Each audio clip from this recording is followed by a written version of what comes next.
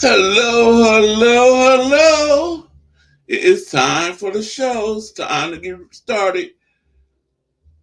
Here we go, here we go. It's the New York Giants Trivia Show. Live, week 7. And here we go. Chapter 7.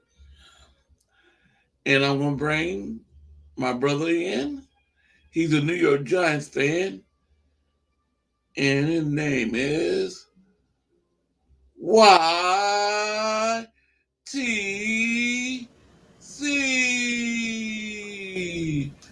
What's Hello, going on, YTC. chat? What's going on, Corey? What's going on, everybody? Whoever's popping up now. Sorry to have some difficulties. All right. Yeah, I figured. First in the chat, yeah. Yep. Well, we're in May, so we'll find out in 4 months.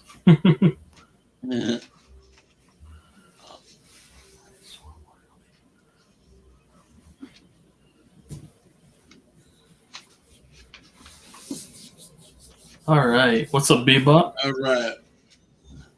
Oh, Bebop in the house. Hello, Bebop. How you doing?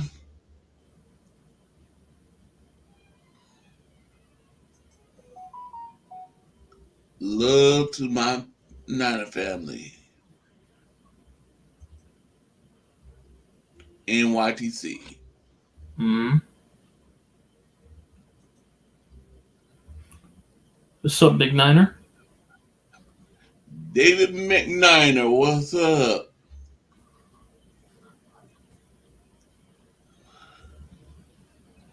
And what's I want to get off my Secret screen. 49ers. Come on.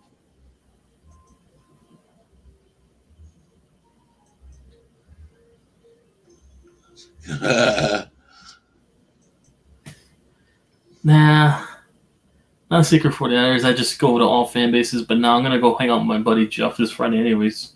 Those other Giants fans, I got communities. Okay, this chapter 7 is the back 7. The All name right. of the quiz, the back 7. So Gotcha, number gotcha. 1, in which year did Lawrence Taylor win both the NFL's Defensive Rookie of the Year and Defensive Player of the Year awards? A. 1979, B. 1980, C. 1981, or D. 1982? I'm going to go with 1981. 1981. So you're going with C. Yeah. And C is correct. All right, opening. Yes, question right there. That was a warm up. Alrighty. Oh, we probably doing in this one? You don't want to wait till the 49er one?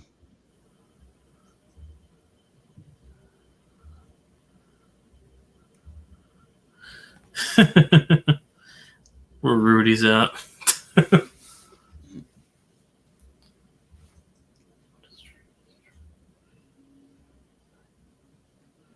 What's up, Steve-O?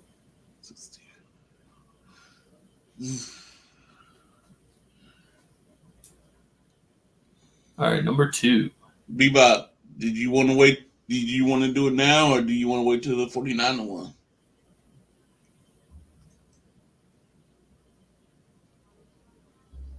Oh, I thought today was Thursday. Oh, wow. Yeah.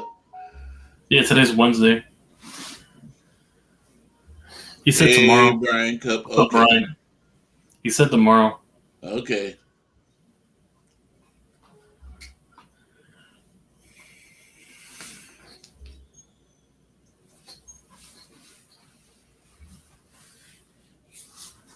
Yeah, All hit right. that like button, everybody. Yep. Hit the link. Okay, number 2. Linebacker Corey Miller played Corey 8 Miller. seasons with the Giants, and his son Christian was drafted in the 4th round. Okay, this is a true and false question. Christian Miller. What year? Hang on. What year we're talking? Okay, let me read again and start all over. Just Corey Miller. Corey Miller, linebacker Corey Miller, played 8 seasons with the Giants, and his son Christian was drafted in the 4th round by the Carolina Panthers in 2019. True or false? I'm gonna go with false. I don't hear no Corey Miller. You're going B, and you are wrong. What? It's true. Corey Miller? He had a son go over to the.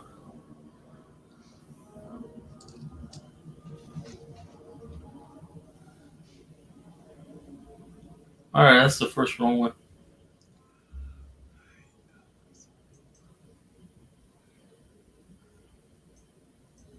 Oh wow. All right, next question.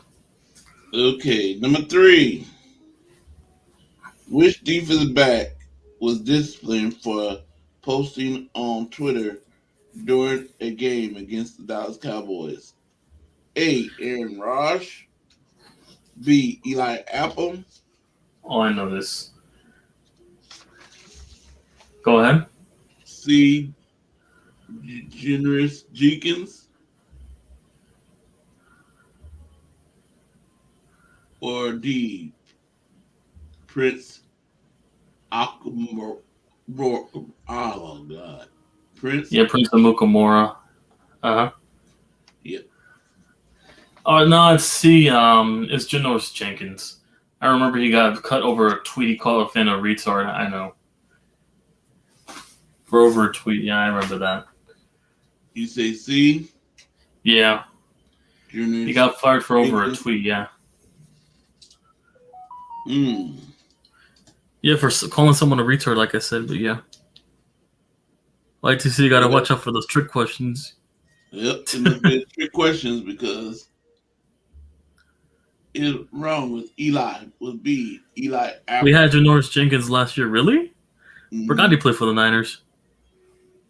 So, So that's 2 wrong.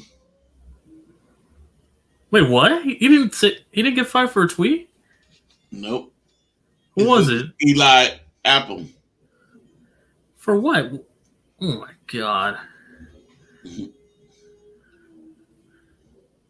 Both of them got fired for tweets, but I guess they specified him. Which giant long snapper was a 2-time Pro Bowl selection? A. Jay Alford. B. Danny Akins. C. Trey Junkins. Or D. Zach Diazzi. Zach what? Zach Diazzi was D. D. You're taking the D. Yep, first one. Janoris Jenkins over And John. He didn't even you're play correct. against us. He played for us, John. He was trash with us. So you're To an 2 he was and 2 right inconsistent. now. Oh yeah, he was inconsistent with us, Janoris Jenkins. Okay, number 5. Which controversial issue? Uh-huh. Which controversial issue led former Giants Myron Gayton and trio of former players to file a lawsuit against the NFL in 2012? A. Steroids. B. Insurance. C. Concussion. D. Pain pills. Pay what? Excuse me. What's D? Huh? What's number D? Pain pills. Painkillers. Alright. So I'm gonna go with A. Steroids. Hold on. A. Steroids, you says. And you are wrong. It was C. Concussion. Oh, CTE. Oh wow.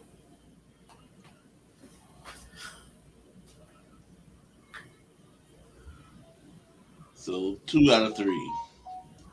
All right. Number 6. Which Giants player won the ABC television superstars competition 3 consecutive years during the NFL offseason? A. Jason Sehorn.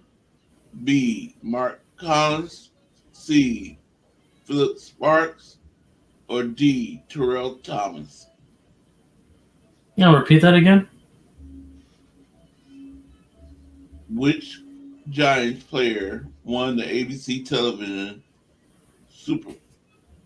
superstar competition 3 consecutive years during the NFL offseason? A. Jason Sehorn. B. Mark Collins. C. Philip Sparks. Or D. Terrell Thomas. I'm gonna go with A. Jason Sehorn. A. And you're right. Sehorn. All right, I got it. 0. Yep. The last best white corner in the league. And I took. Yeah, I said it. Yeah. Take the A. So 3. You're 3-3 right now. All right. Okay, number 7 is a true and false question. Okay. Number 7. All right. Lawrence Taylor was Healthy. suspended for the first 4 games of the 1988 season for his second violation of the league's substance abuse policy. True What year? or false? What year? 1988. Repeat the whole thing again. Lawrence Taylor was suspended for the first 4 games of the 1998 season for his second violation Hold of up, 98. of the league's substance abuse policy. True or false? I'm gonna go with false. I don't think he was playing in 1998. No. 1988. Oh no, I don't. Hang on, let me think. Was he? Ah, crap. Sounds about right. I'm gonna go with true. Okay, it's a good thing I heard you say 1988.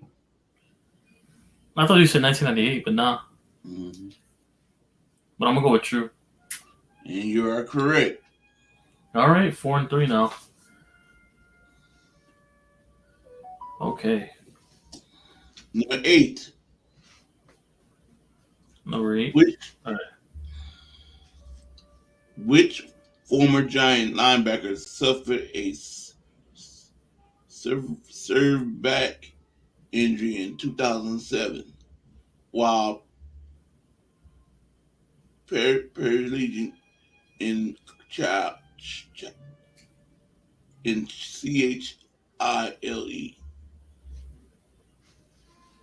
A. Dan Lloyd. B. Corey Wimmer. C. Nick Greason. Or D. Chase Blackburn. Repeat that. Multiple choice. A. Dan Lloyd. B. Corey Wimmer. C. Nick Greason. Or D. Chase Blackburn. I'm gonna go with Chase Blackburn. Taking the D. Taking the D. Yeah. Blackburn. You shouldn't took the D. Oh. You should have took B. It was Corey Whitmer. Corey Whitmer? Whimper? Whitmer. Oh, Wimmer. Damn. So Wrong. 4 for 4. Mhm. All right. Number 9. Okay.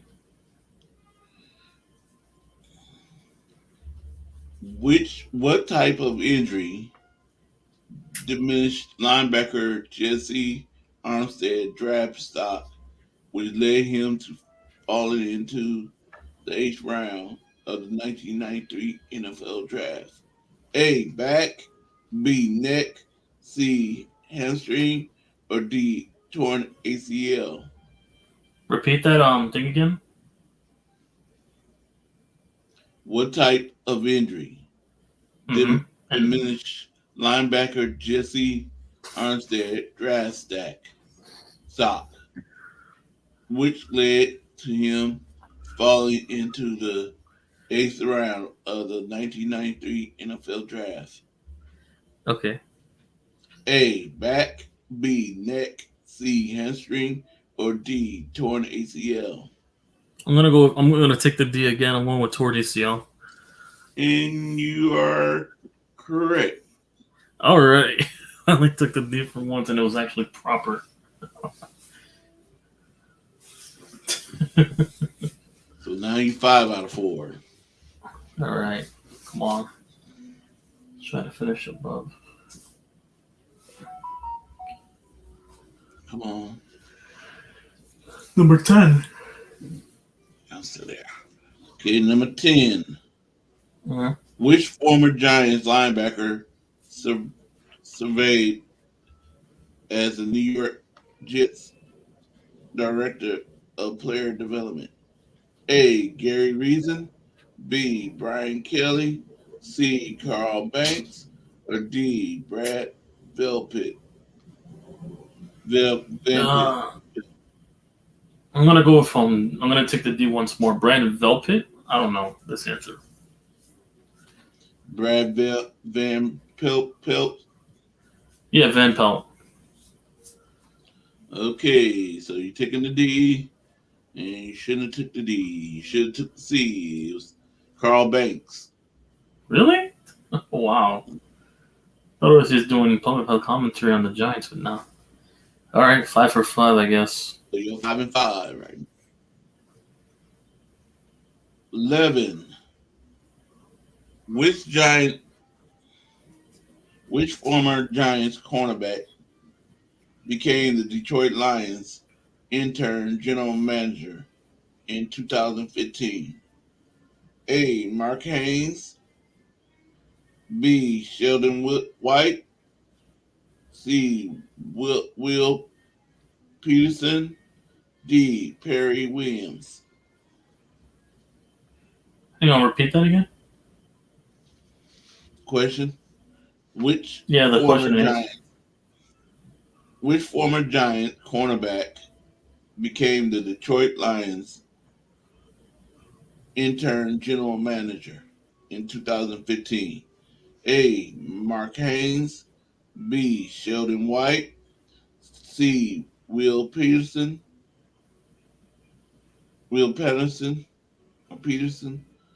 or D. Perry Williams. Hang on, I'm thinking. Is it Yo, CG. I'm gonna go with Sheldon White. Sheldon White. So you're taking the B, Yeah. and you are correct. All right, 6 for 5 now. Okay, number 12 is, All right. I gotta go to your page.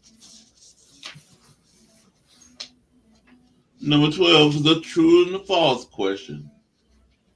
Okay.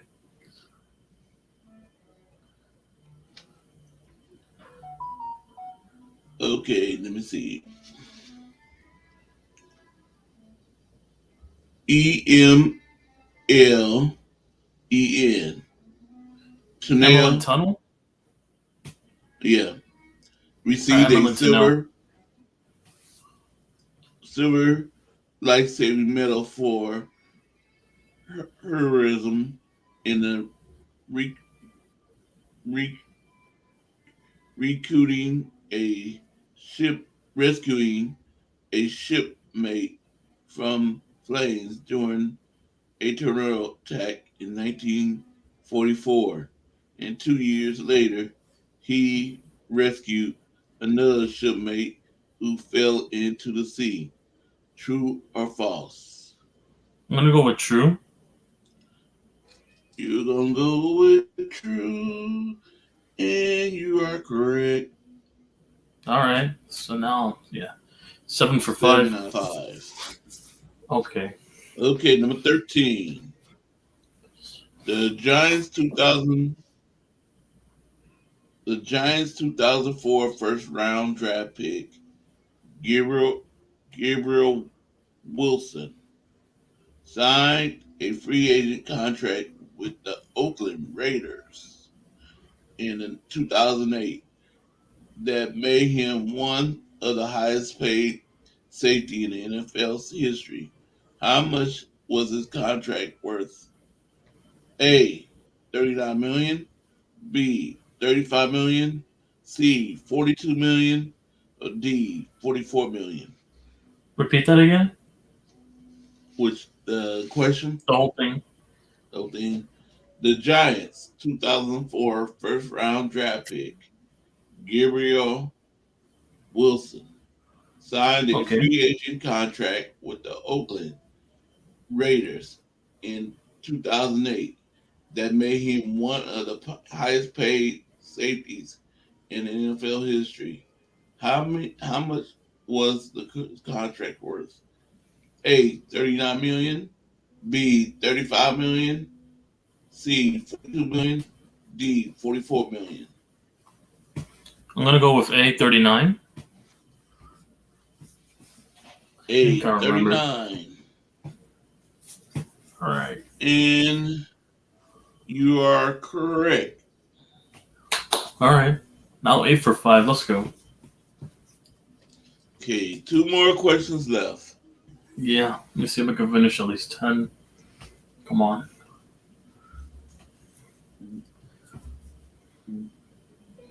Which Giants assistant coach convinced the future Hall of Fame linebacker Sam Huff to not quit for football in 1956 after the rookie left camp because of he was discouraged? A, Tom Landry, B, Don Shula, C, Vince Lombardi, or D, Don Corral? I'm gonna go with Vince Lombardi. You're going with number 14, C. Lombardi, is it? Yep, I got it. correct. Yep. I didn't even know this one because I remember Vince Lombardi played defensive coordinator for us, so I had to guess out of my ass. Okay, the last question. Which hobby did former Giants linebacker Ryan Phillips enjoy the most before he was drafted in 1997? Okay. Scuba diving, B, pro wrestling, C, bull riding, D, skydiving. Well, I'm taking the D on the last one, skydiving. And you are correct. And the D finally succeeds. So you went 10 out of 5. All right, what a comeback. I thought I was going to finish below 500 on today's game. All right, so I finished really well. I came out strong at the end. There you go. Yep. I pulled through and got double digits, but yeah. So let's see. So That's 10 right there. What all the chat said.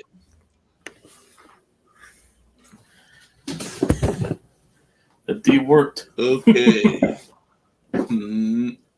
Amen. Hallelujah. See by Jones. YTC. Gotta watch out for those trick questions. Hey, Damon Lee.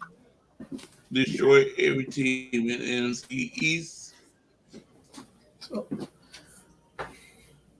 Tad Jones, My side. Joyner, Back. Jenny Lakes year. I cracked my back right now. That's all.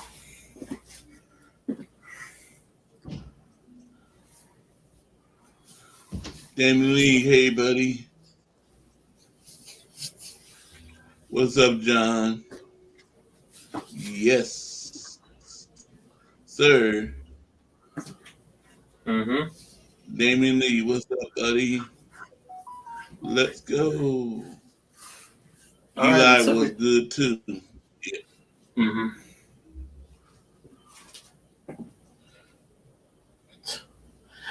Take the I already D. took it at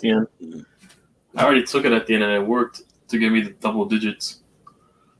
Strand. What's up, Jess? How you doing? I'm sorry, y'all probably came in and left. I wasn't paying attention to the chat. It's hard me when I'm looking in the book and look up there. Love Jason Seahorn. Mm-hmm. The last white corner, I think that was notable in the league. Yeah, Jason Seahorn. Yo, CG, Ruthless Niner. Yeah, that's the whole chat right there. Them talking it out about the Lakers. Yeah. Let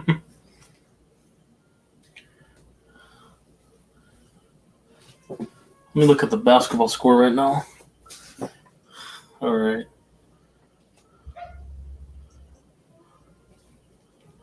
Okay.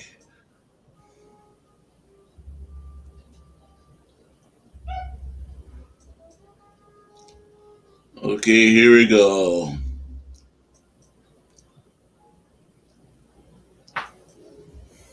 Yep. The link is in the chat, coming in the chat right now.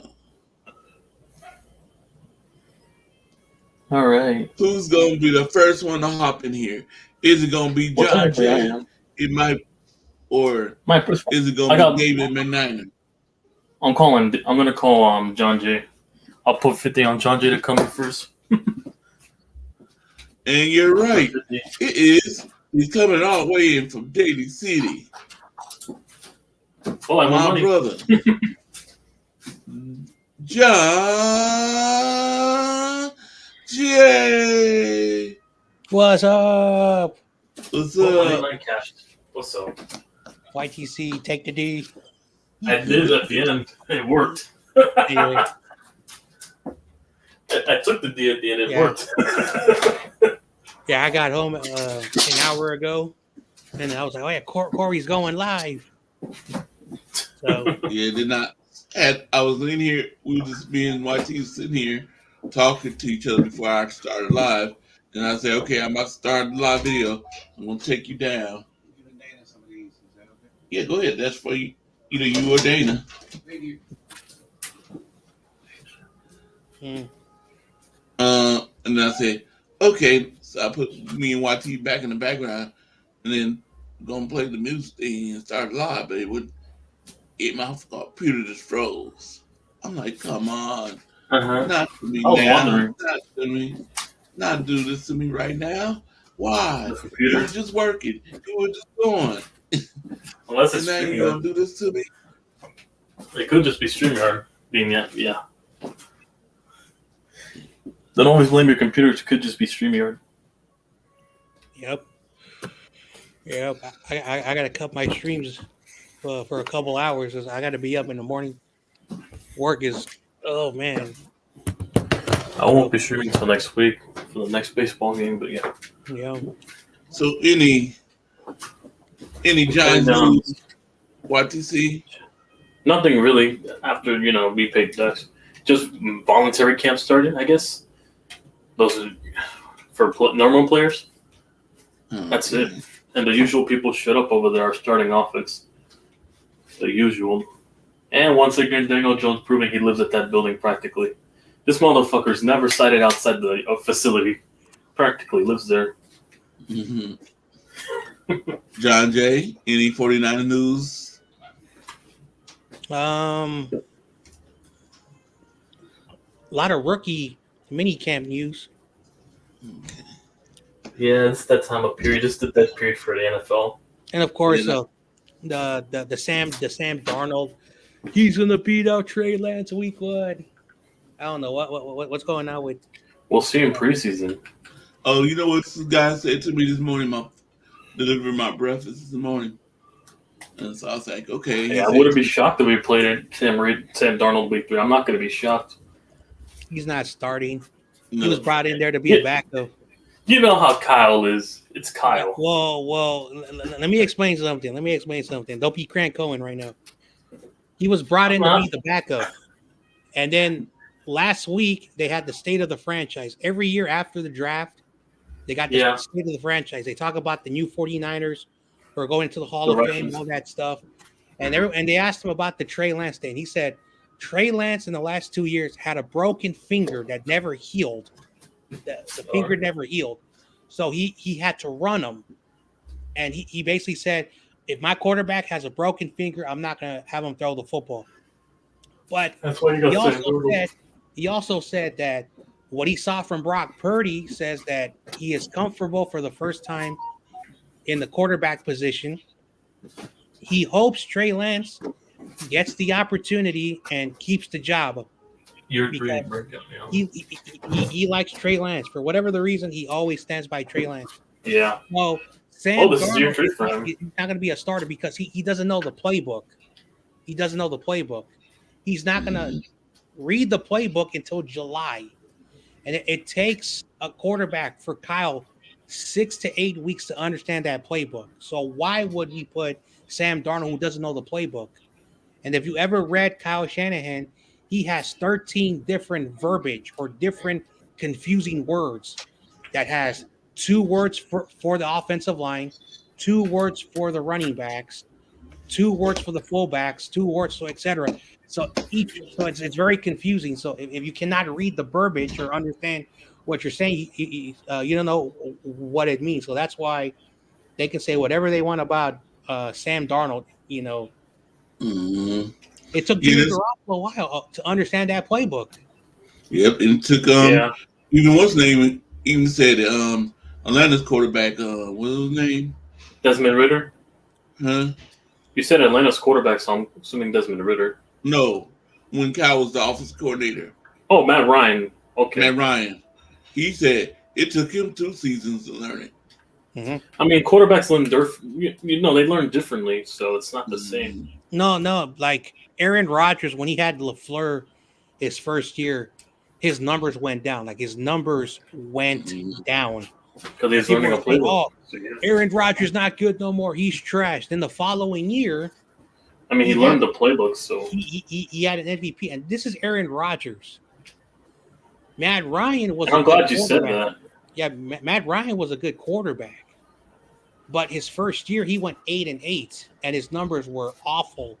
Then the following year, so that's why it takes a while. That's why Jimmy Garoppolo, Peyton Manning said this on a podcast with McAfee. I think he said it. You want to ruin a quarterback's career, especially a young one, switch coordinators every year. That definitely ruins a quarterback. You're running. Well, some quarterbacks know how to adjust, with coordinators, but that is true. Like, you want at least a good quarterback coach, because Peyton Manning had the same quarterback coach for a decade. Until eventually, and then that's stability. And he goes to Miami. You don't have to learn nothing new. He goes to Miami. He wins 10 games, and then the following year wins 6 games and gets fired. Then he goes to New York. He wins 7 games with Sam Darnold, and then the following year he wins 4 games, and then he gets fired. So it really shows you that Adam Gase is not a good coach. But because the only reason he got a job is because of 1 year coaching Peyton Manning. That's it. Yeah. Because that's the only reason he got a coaching job. The same with Kingsbury coaching Patrick Mahomes. Some of these coaches getting jobs because of, familiarity with notable players. Yep. So I'm hearing that I hope it's all true and everything that Well, before I go there, like I said, this guy brought my food today. I don't know why.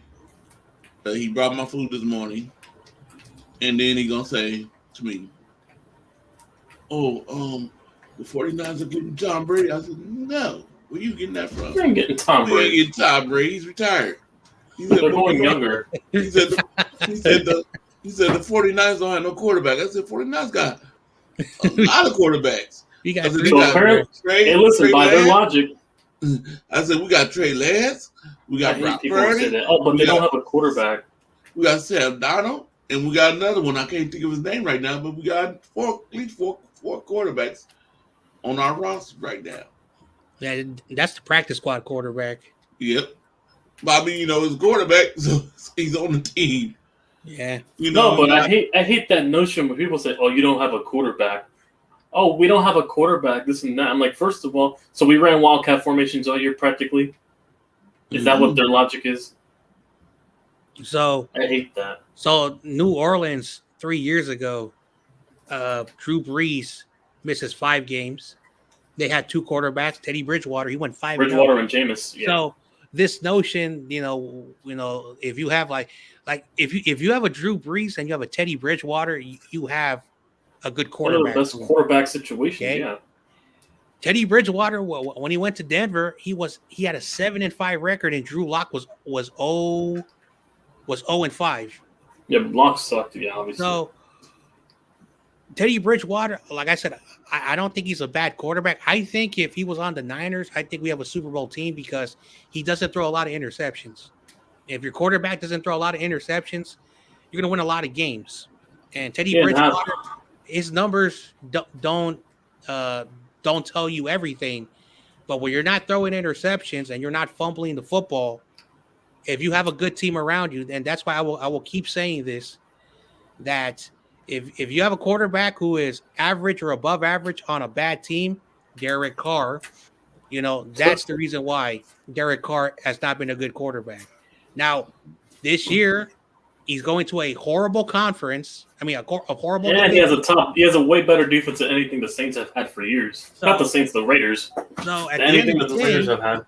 All I can say is we have some good quarterbacks.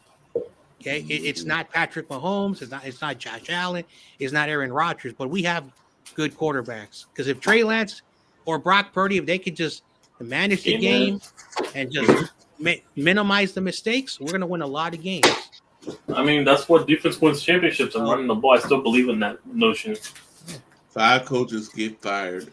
Agreed. You know how I know? Because look what happened to Patrick Mahomes once that offensive line cracked on him, and he had to go up against that front 7 in Tampa Bay. Well, Chiefs fans said, this is what Chiefs fans and people who like Kansas City Chiefs said, that their center was out for the game and their left tackle was out for the game. So that's why they said that, yeah. It's a yep. It goes to show it's a team sport. It's not a one-man show. So that's about it. And if they're gonna bring up the fact they lost to the Eagles because Nick Sirianni's nowhere near fucking Bruce Arians. Hell no. Well, I don't care what the track record says. Well, a lot he of didn't people know how to make said adjustments. That it was 3rd down. It was an incomplete pass. The ball was uncatchable. And there was a holding call that was called, and it was an automatic 1st down, and the Kansas City just ran the clock out. And also, it was horrible. It was horrible play calling because they had that one drive that had 18 plays and only came in with 3 points. That's horrible coaching in its own right. And also, like, some people were like, there was a YouTube video that showed that Jalen Hurts, like dropped the football. He didn't get hit. He dropped the football before he fumbled. got sacked. He lost his grip. Mm-hmm. So, like, like all these conspiracy theories. Oh, he was paid off by Mahomes to fumble the football. So, paid off by Mahomes. One thing about football, or any sport, like if your team loses, you got to make excuses. With the refs, it's always the refs the first thing they always go to. So, John Jay, I heard a lot of good things about what's his name? On the rookie camp? Yeah, Drake. Oh, year two guy. That Drake Jackson? Yep. Year two. Year two guy, yep. Yeah. Heard he been looking good. I want that middle linebacker back we took in the 6th round last year. You see, He's looking strong. Yeah, one player everyone is talking about, and I think why we drafted him makes a lot of sense. Is that the Daryl Luther Jr. Whole position. He has been so far been the standout for rookie minicamp, but once the veterans start to show up, yeah, because I remember last year, there was a player that everyone was hyping up. I don't know who it was from the defense. Then the veterans came in and he got lit up. So the rookies against the rookies, you'll see someone stand out, but once they go against the veterans, you'll be able to make a better assessment. Yeah, that's true.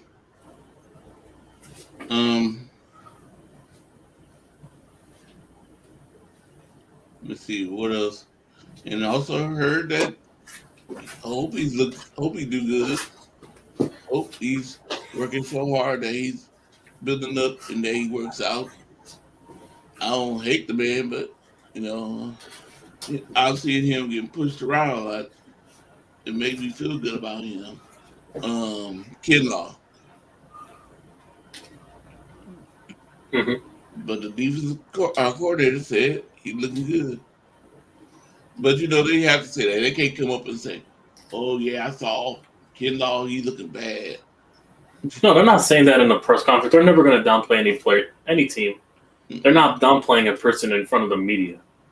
No. Well, that's a field day right there for the media. Well, because there's a lot of 49er channels. Everyone uploads the practices, so everyone gets to see who's good and bad. So now the media doesn't get to see like the full stuff, but there's a lot of things that they do show. And what's his name? Joey Fisher, who they don't draft the guy.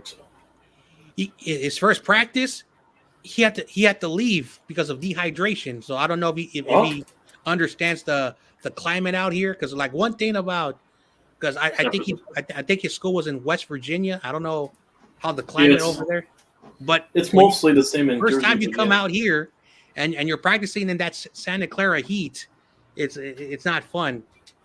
And then that Winters guy that everyone's been talking about, he was overweight. He was overweight. And why was he overweight? So they have to stay in football shape. So you better start hitting the gym. Yeah. What's up, Damon Lee? Yo, what's up, Damon Lee. You don't want another Eddie Lacy situation or Kelvin Benjamin. I'll stop. Yeah. At that position. So YTC, how does it feel to be a fan in New York, knowing that your favorite team, the New Jersey Jets, has your favorite quarterback from the Packers? Cough, cough. I'm pleading the fifth. Now, do y'all think that because the Jets got Aaron Rodgers, that the Jets gonna be a winning team out there? They'll be better, I'll tell you that much, because you can't do worse than Zach Wilson. So, or Mike White, but yeah. I'm wondering. That's one thing I'll tell you, but yeah. I'm interested to see what happens with the Jets and Aaron Rodgers.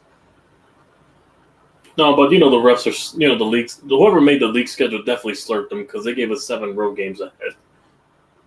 Slurping Rodgers to give him all these home games early on. But I don't want no excuses if we start winning. We have an above 500 record after week 6. In that first 6 stretch, I don't want to hear no excuses from the media or nothing. I'm sorry.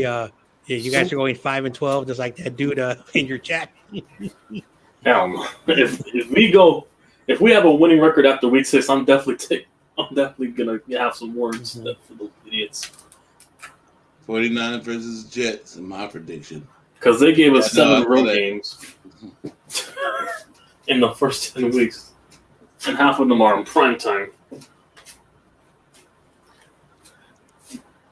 They have a tough games in that division. Yeah, I don't know. I don't know about the Jets. Yeah, Rodgers has a tough. Besides Mac Jones, though, he has to play Tua twice, hypothetically, and then he has to play Josh Allen twice. Mac Daddy Jones. It's not going to be easy because they're playing Belichick's defenses. They're the only reason they're going to stay in the game. Bill Belichick is those defenses. The Jets don't leave the New York much this season.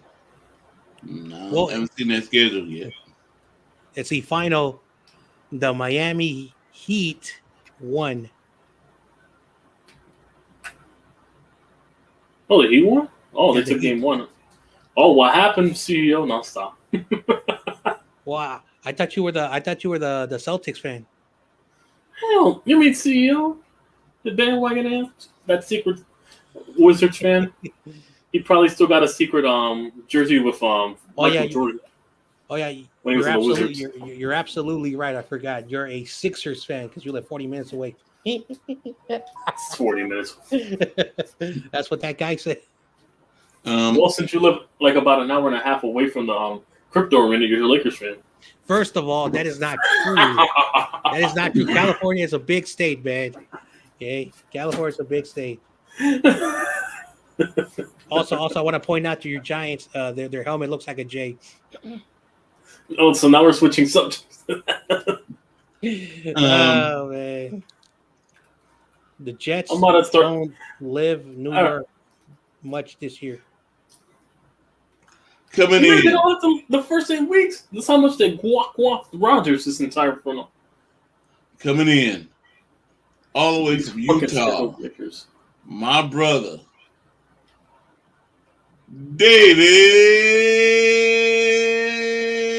David McNiner. What's good, fellas? Hey, how you Not doing? much. Oh, We're just talking about how the NFL schedule makers are walking all over Karen Rodgers in the first 8 weeks of the schedule. Dude, they're walking all over us. Minus 20 rest days. Yeah, I heard something like that about we got minus 20 rest days. Yeah. We got 7 road games out of the first 10 games. That's how.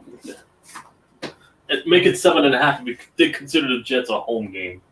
A home game. I didn't really understand that minus 20 games thing.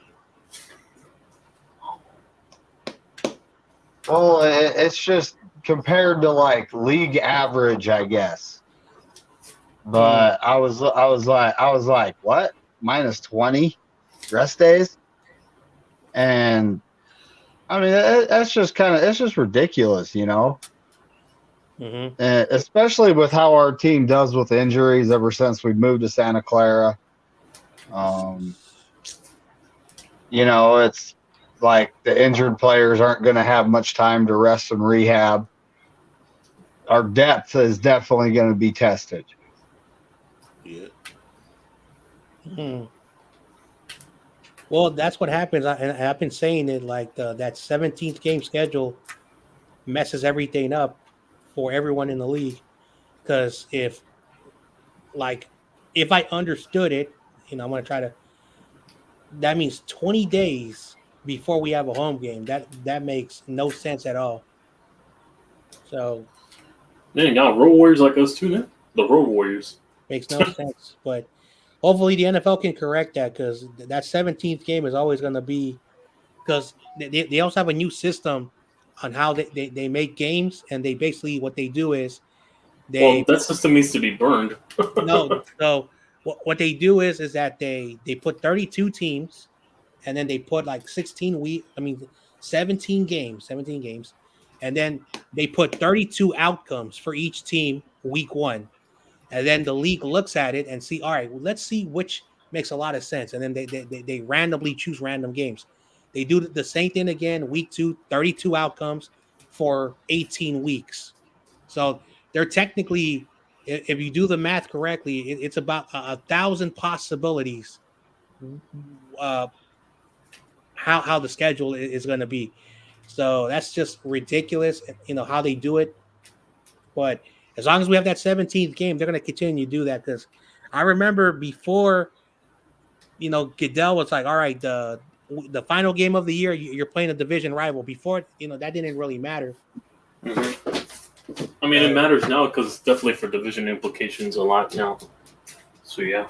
But you're also going to have like teams like that have won their division and they're playing the last place team. It makes no sense at all. But they rest their starters then. It's more for bragging rights. So that's why. And they'll probably just play their starters the first half, and then when the game's out of control, they'll rest them. So and then Goodell's like Goodell's like, no, you can't rest your players if they're starting, they're finishing. So Goodell, like, I've never been a fan of him, and he will continue to do a lot of dumb things. Never, but yeah.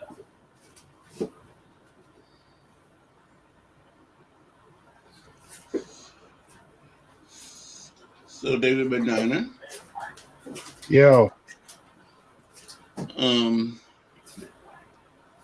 So how many games do you think the Jets gonna win? The Jets? Yeah. Yeah, with Karen Rodgers. I haven't actually looked at their. Well, let me look at their schedule real quick, like on my other device. Okay. But I don't know. I mean, just having a good QB always helps. I don't know about their players around him though.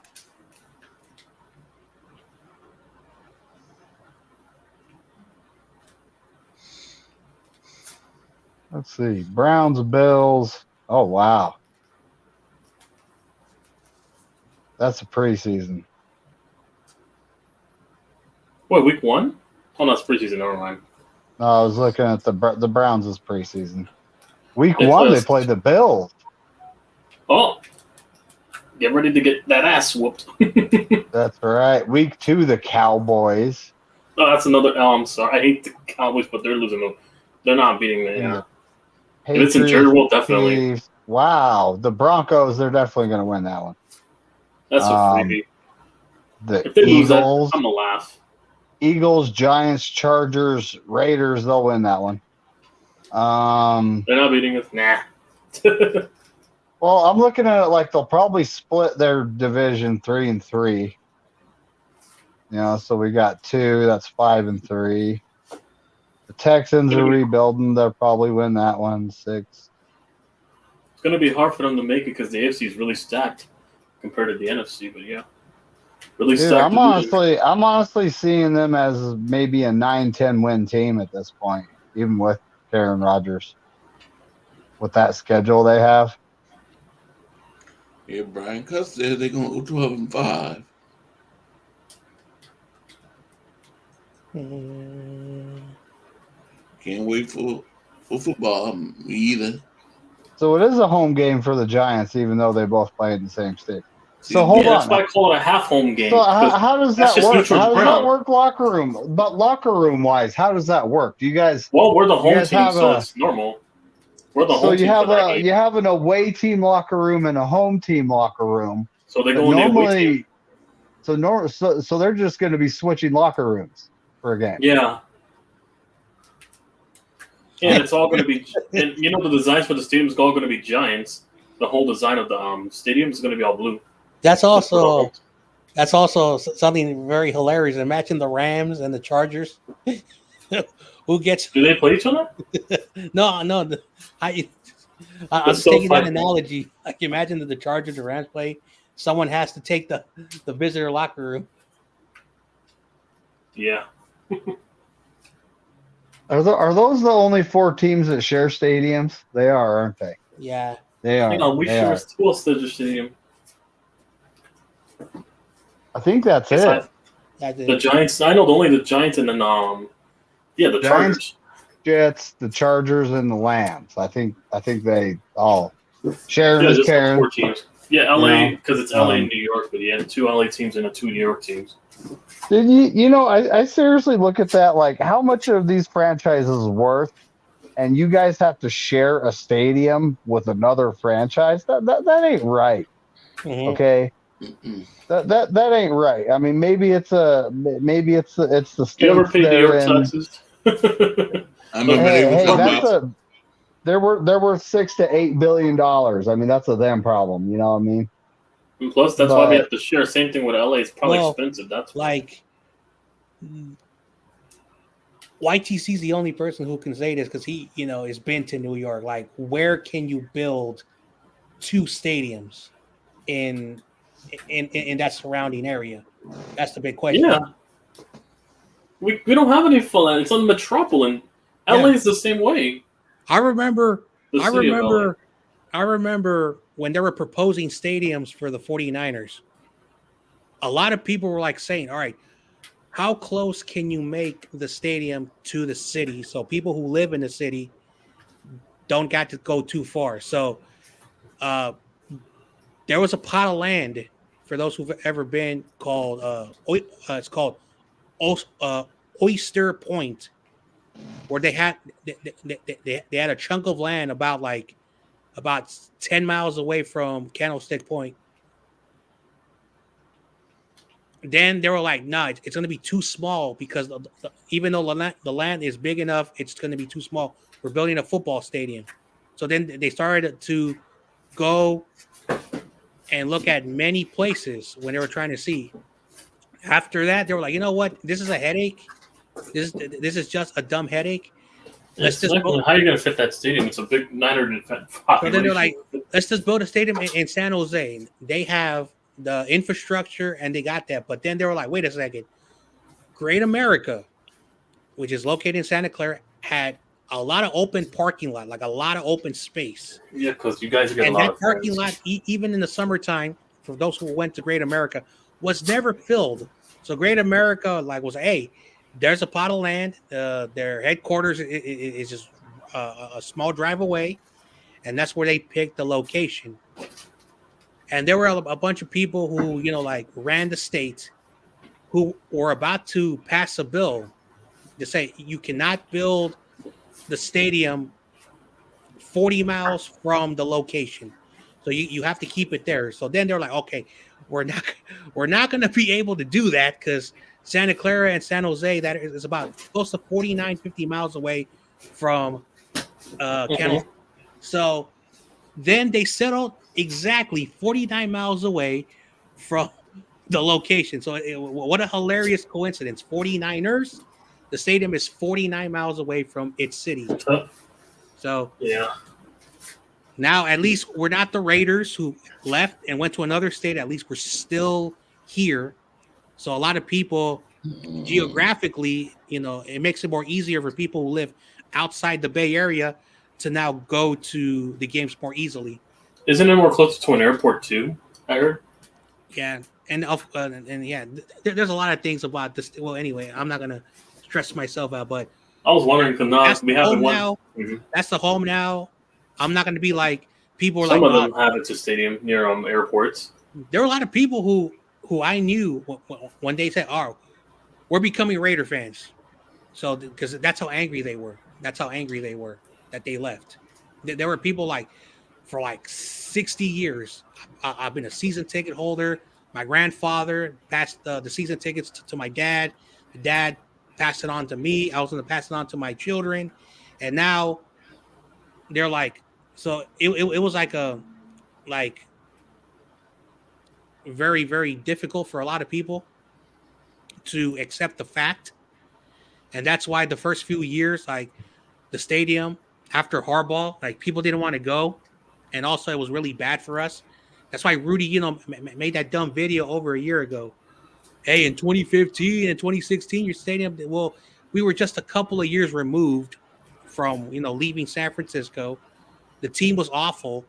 And so, I mean, didn't they leave their stadium too? They're one of the.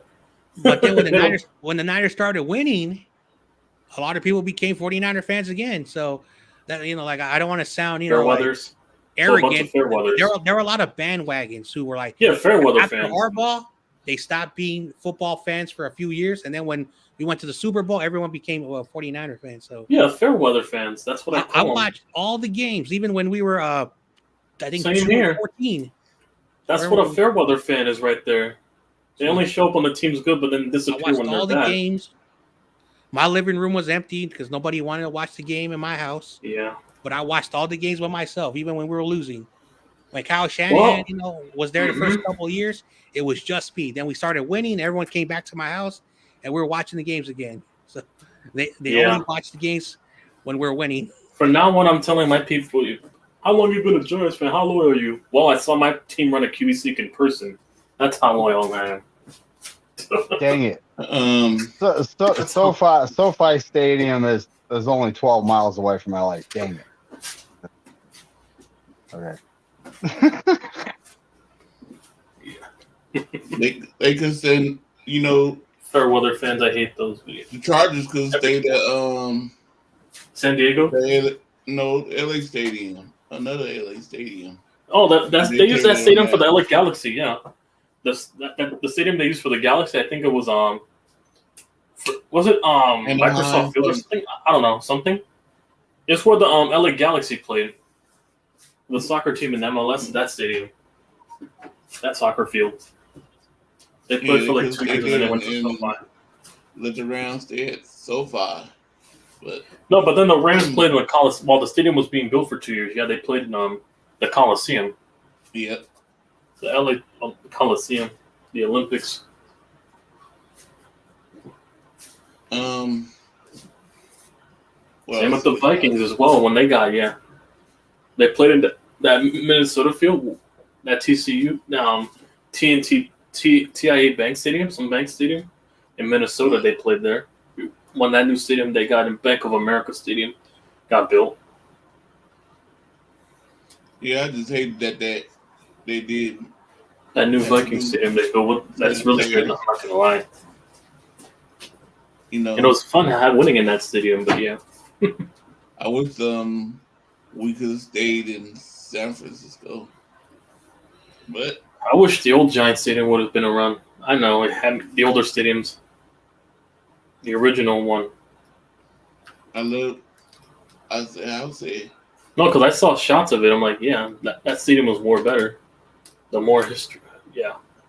So since they haven't built no Candlestick Park, they go ahead and build a new stadium there and put the Lions back over there. Mm-hmm.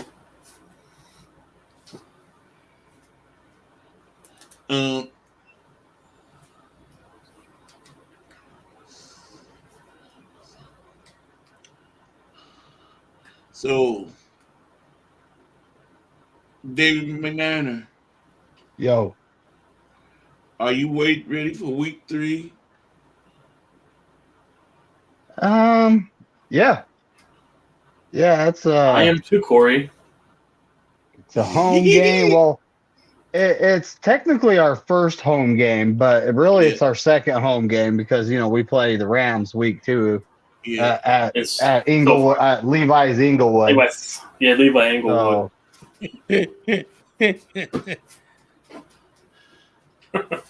Are you ready to beat them Giants, David McNair? Oh yeah, definitely. Y'all ready? Yes. Y'all ready for your home opener L? Home opener L, right? Shout out to Little Spongy. Just like Little Spongy said, we're gonna mop the floor with the Giants.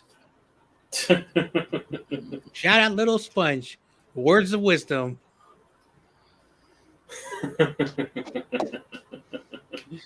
Yeah. Little Sponge is like, the Giants are not a good team. It's always fun listening. The homers. It's always fun listening to homers, I know. Okay, YTC. Yeah, Corey. Maybe if you're not doing anything, like we could do like a little A little one. talk about the game of the Giants game, 49ers Giants game. During the week of the game? During the week of the game? That's a Yeah. good idea. Yeah, I will. Definitely. I'll Not pop up for that show. Niners and Giants talk. The questions are For going to week be. 3. The question is going to be, how bad are the Giants going to lose? Because I'm just gonna look. No, I'm the just gonna last look time at the we over for played you Daniel guys- Jones' rushing yards. the against last time we entire played you defense. guys, what was the score? 37-9. What was the last score when we played you in Levi? Oh yeah, the game where your receiver was out of bounds. Well, who was the coach? Was it like Tom Zula or Chip Kelly or something? Yeah, it was Chip Kelly. And our head coach was Oh. Ben Mecca. And Ben Mecca did, I'm not going to go there. That's what I called him at the time.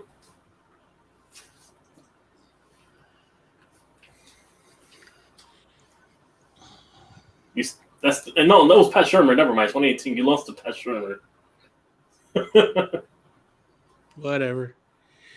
But you guys lost in a very bad way. And you lost to the corpse of Eli Manning, too. Hold on. Well, You guys lost to our backup. You lost to Nick Mullins.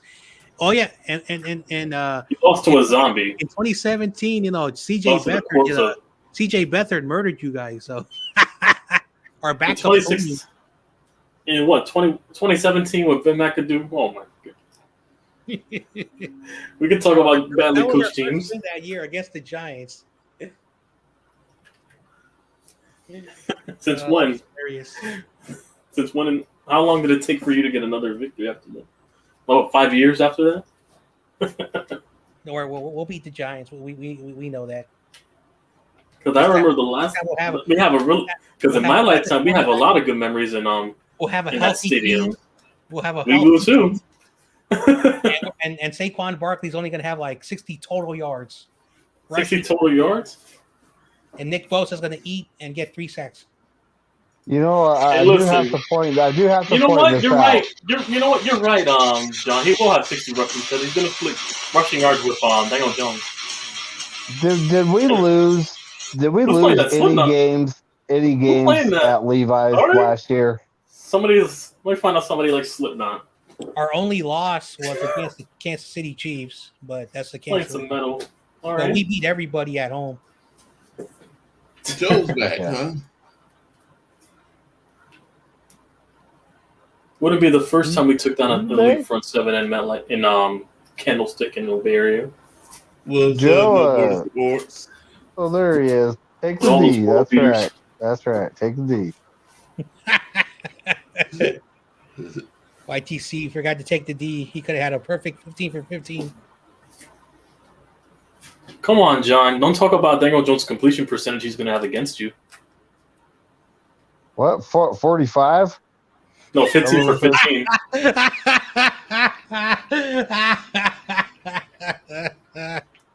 Damn.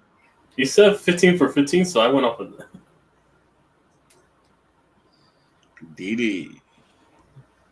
Oh, I get it. It's a joke. So with John Jay and David McNiner and John. No, I didn't send it. Did I send it to David McNiner? Oh, The that was dope- funny. That video you. I need to take. If you send it on IG, I actually have my IG notifications off because of all the stuff I get from people I don't want to talk to. Yeah, You Yeah, know? yeah, I did. Okay, I'll check it out. Yeah. it's funny. You're gonna laugh. Oh, I think I broke my pinky like yesterday, Yeah. guys. I don't know. But, John, It's not doing much. Right remember now. how you guys like to joke around that Justin Fields sucks? He sucks. He sucks. Yeah, He does. Well, we actually beat Mr. He sucks. He sucks. Unlike you guys, so I can only imagine what we're going to do to y'all. First of all, let me explain something about that game. We did not lose badly. We didn't get blown out. We didn't get blown You didn't get the job done, though. Okay. Also, Hey, listen. Also, according to PFF, since they know everything, Giants had one of the worst rosters last year. So by that equivalent, shouldn't Danny be league MVP? By that equivalent, if he got out the first round, I'm using their logic against him now. Yeah. Okay, I'm He gonna has mute used myself and PFF listen to this. justify. Hey, y'all do the same shit. They do the same What the narrative when they say the team around is trash, or they say the sorry. quarterback's trash. Sorry. I'm just using their logic against them. Danny Dimes will be seeing. Why He's did not Sam he Darnold. send me? Dude, He Corey, can't this be ain't you. Ryan. You know Someone he can't be sent Sam Darnold me. because he's never thrown a pick six in his career. Actually, not once. Oh dang. He's thrown a pick six. Oh dang. Not once has he thrown a pick six. I remember Daniel Jones was running and he fell down. That was hilarious. Oh, and he scored the following My drive. That was face even will be further good hilarious. for artwork. What the hell is she And talking? he scored the following drive after the following play after that. All right, I gotta check out Corey. Dude, I just got. Can Trey Lance run for 80 yards? I'm gonna type something in the private chat because I don't want to say it. Okay. And it's kind of like, why did he send me that?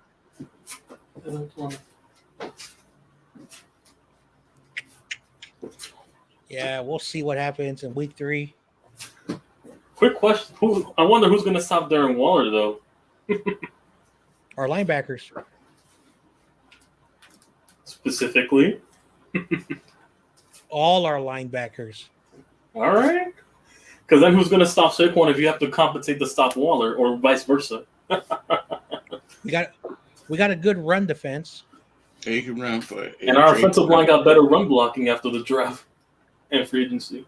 It's There it is. It's in the private chat. What I just saw, and I'm not.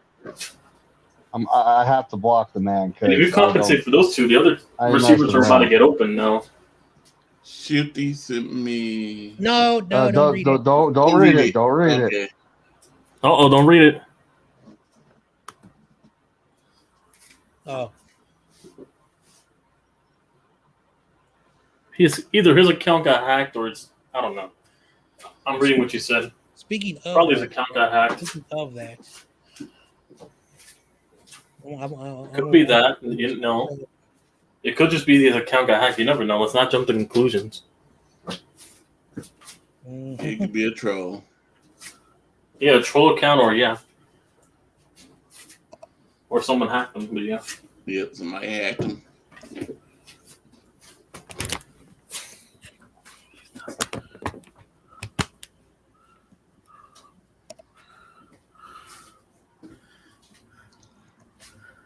So you don't get to see the video, David?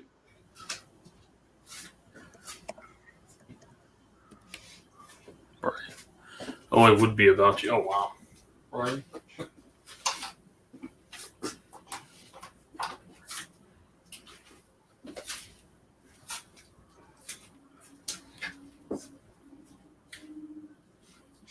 Yep. That joke is super funny. I don't care what anyone says. But yeah, I've never seen, never had some. Well, I've had all kinds of ladies send me pictures like that, but no. It's about me, Ryan. Come on. Anyway, what is Brian talking about? It's all of me. Let me see. Oh, Ryan just got blocked. What? I had a doppelganger. It happens. Oh, someone poses your account, Brian.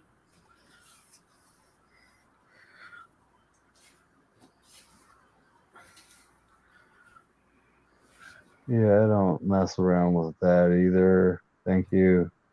Yeah, it happens. It happened on Michael's stream. Speaking of that, that account is actually deactivated on Instagram. Did you get a Rena promotion? That account is inactive. I hope it wasn't him. Let me see something. Because that's like, I don't swing that way. I'll say that.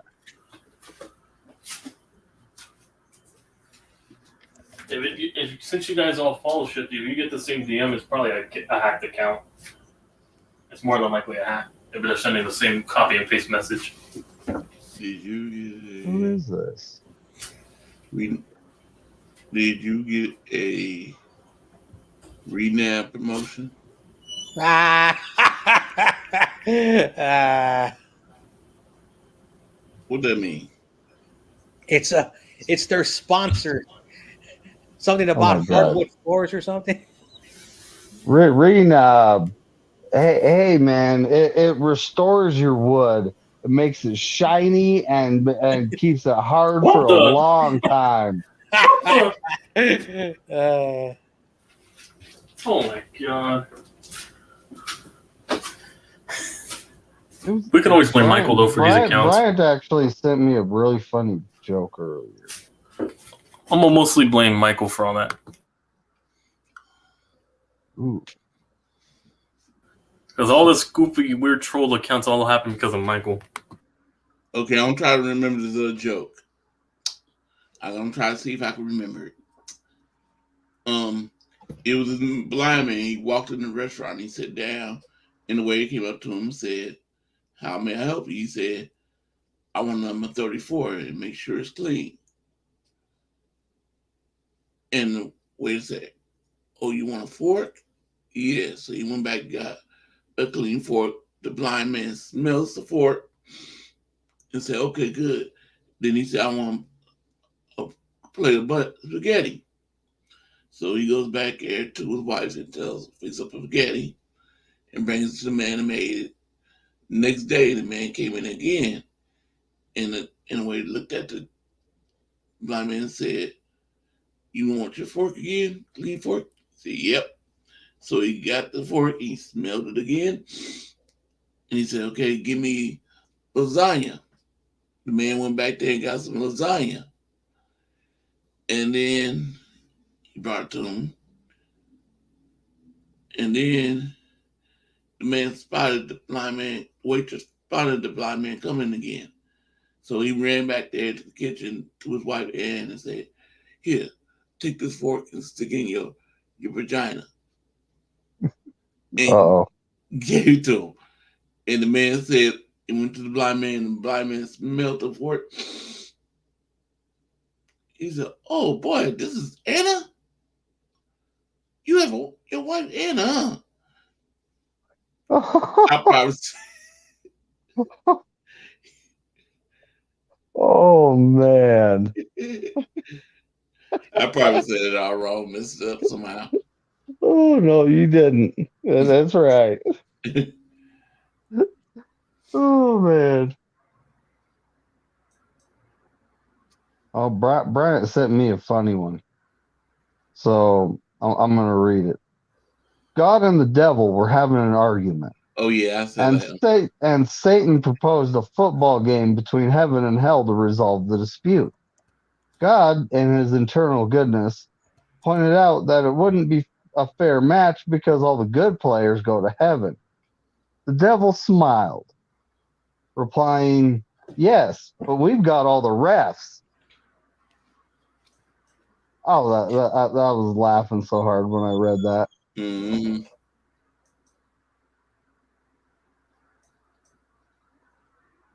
Yeah. Oh, I used to read my kid books all the time, so that's how I learned how to. I'm good at reading scripts and books. Out loud. Mm-hmm. Yeah. Ammo.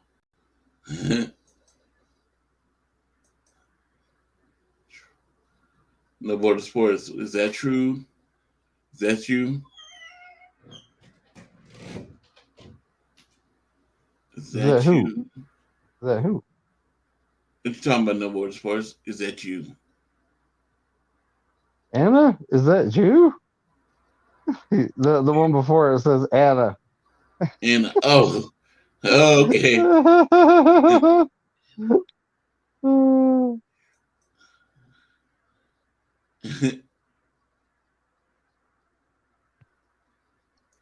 He must have heard the joke too.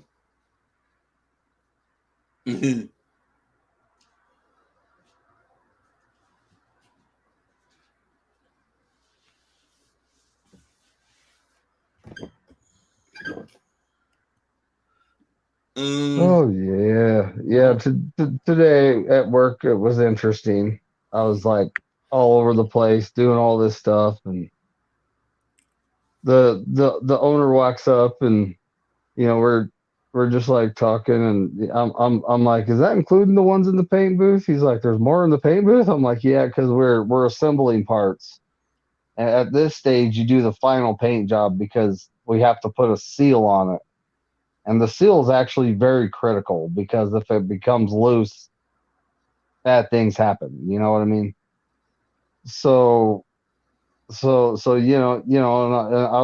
like talking with the guy that was assigned the assembly job. It's like, does that include your counts, including the ones in the paint booth? He goes, yeah.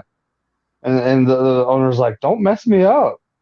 The owner, he's a 70-ish years old, former Navy, like hardcore guy, and it was funny because we were just like talking shit to each other all the way to the shop, just messing with each other. And I was like, it's good to see he's in a good mood,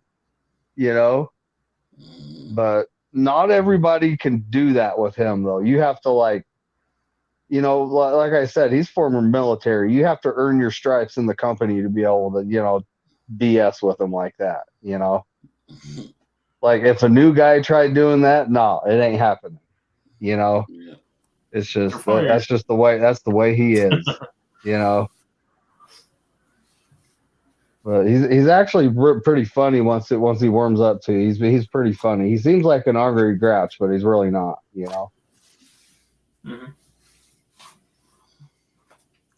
Mm-hmm. Let's see what else. You're fired. I'll stop. I went to Dallas early today. Had to be there at 10:30, so I got there early. Yay! What happened? Somebody else needed my spot.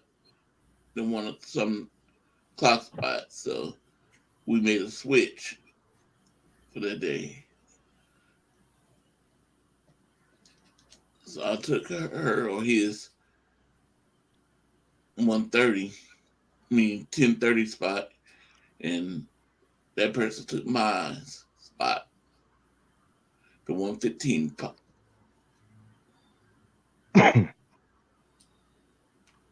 That's cool. I love it when they go in there early. I think I'm gonna try to call them and see if do they have any early slots.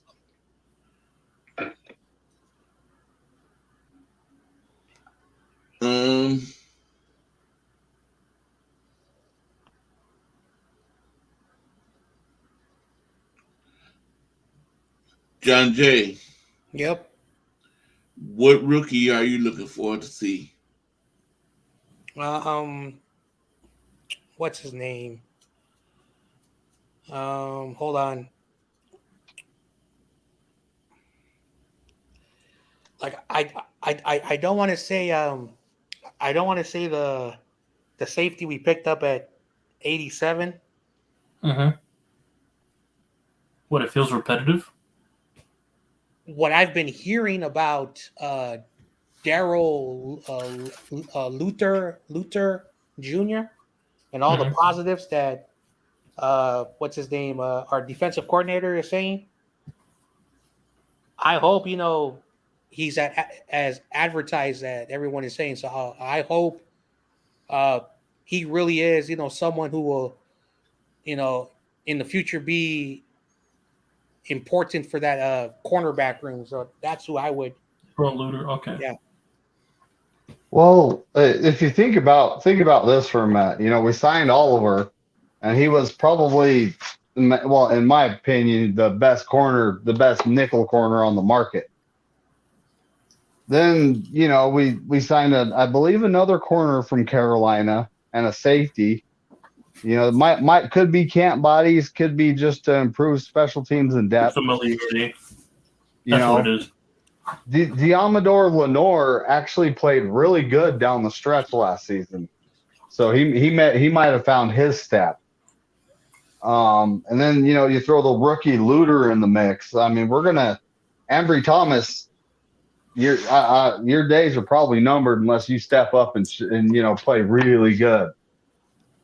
And I mean, having a lot of depth at corner is not going to hurt us at all, especially with how the NFL is a passing league, and like we're going to be going up against some good wide receivers here and there, but when it comes down to it, if our cornerback room is better than the other team's wide receiver room, they're in trouble, especially with our pass rush. Mm-hmm. So, David McNiner, same question. Who are you looking forward to seeing? What rookie are you looking forward to seeing? Braden Willis. He's got a chip on his shoulder. He was picked in the 7th round. From all the reports I was reading, he actually had a better showing than Cameron Latou, and I honestly think he could end up being tight end too if he, steps up and plays good enough. It would be nice to have another tight end behind Kittle, because Kittle typically does get hurt, misses a game 2 or 3, or it's kind of like Debo. Debo, you can kind of count on him getting nicked up at some point. But and I mean, Latou, they drafted him in the 3rd round. I was kind of surprised. At the same time, though, he played linebacker. I mean, this could be one of those special teams type of things.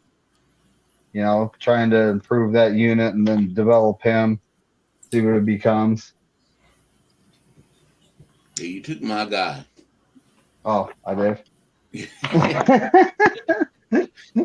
Same thing. I look for to see him, Willis. I want to see what he's all about. He looked like he could be a good player. Like he's gonna be one of the players. I'm hoping he does. YTC. Yeah. Who on the Giants rookies players? Who you looking forward to see playing? It's a lot of rookies, but I'm going to go with Jalen Hyatt. I want to see how he's able to, because this is the most Giants wide receiving core I've seen in a long time. So I want to see how he's able to stand off from the rest and what his intangibles are as a player. That's what preseason is going to, give me a sign for. So yeah, Jalen Hyatt.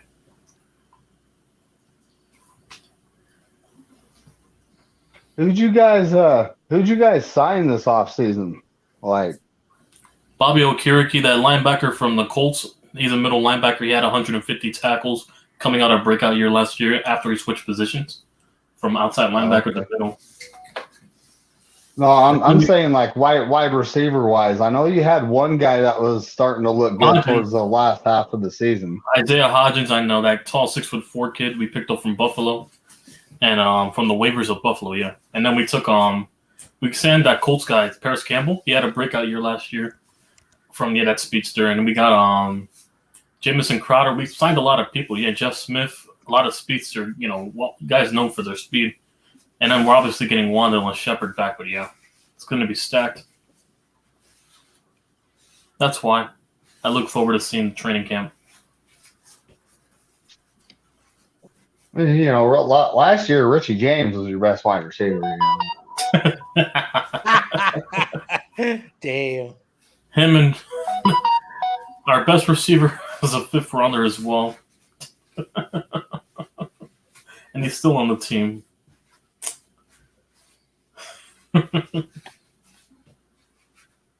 But yeah, pretty much. And then that middle linebacker I want back. He tore his ACL last year in preseason. That Beavers kid, so yeah, hopefully he fits in next year.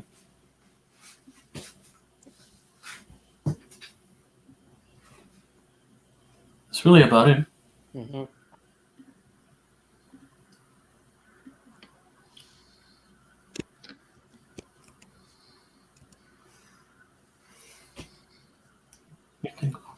Okay.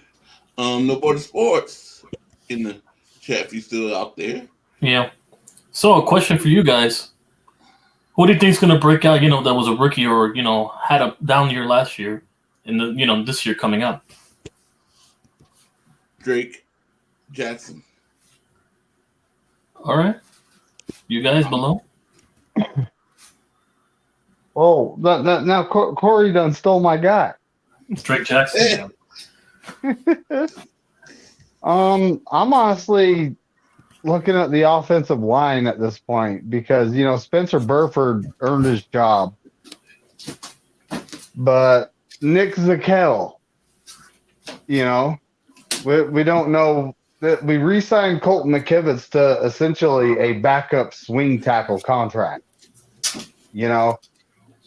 and I don't know if he's actually going to be the starter or if the Niners were re-signing him as insurance to make sure that we have someone decent to back up the starters. But either way, obviously the 49ers were happy with the room they have, because they didn't draft Dwan Jones or Blake Freeland.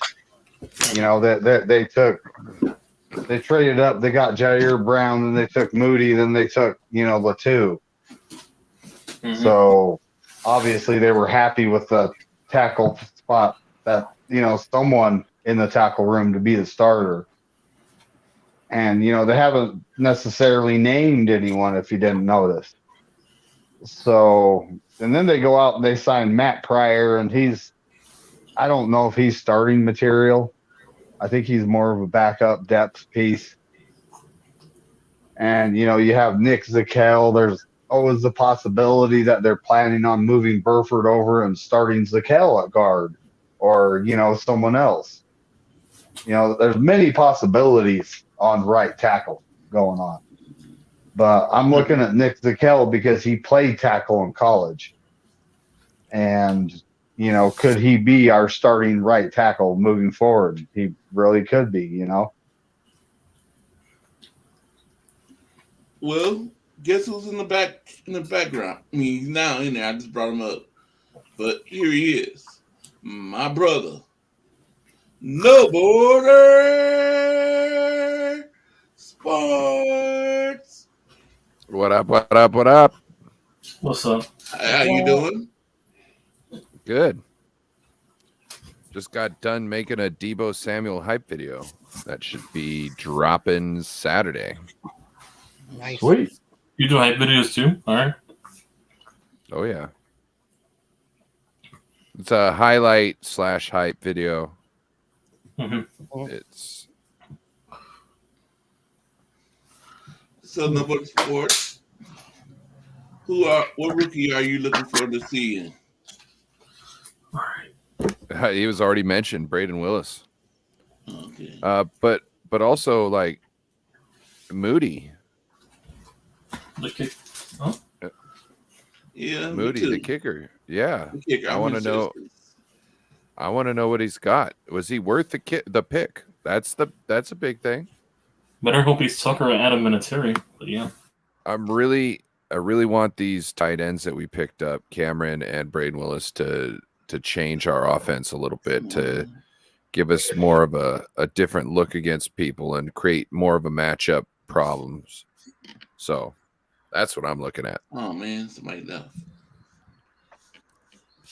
And then did you get to hear what YTC question? Did he take the D? No. Hey, it worked for me at the end. It worked for me at the end, and I got double digits today in the trivia, so I'm not complaining. YTC, ask that question again. What do you guys think from a down year on your team? Like, had a down year, or is a rookie guy last year who's going to evolve in year two? Anybody specific on your team you look forward to seeing? Well, I think Flanagan Foles is probably going to be the guy there, take the spot. It seems like they're already confident with him, so he might be able to put more on tape than other people, out of middle of nowhere, even though we kind of known what he has. But a lot of people are saying Drake Jackson. I feel we really need something from him, but I don't know if we're going to see it. A lot of people say Diamador Lenore, but also at the same time, he's not a press man guy, and it seems like Wilkes is trying to go more of a press man. And so that might cut into Diamador Lenore's playing time.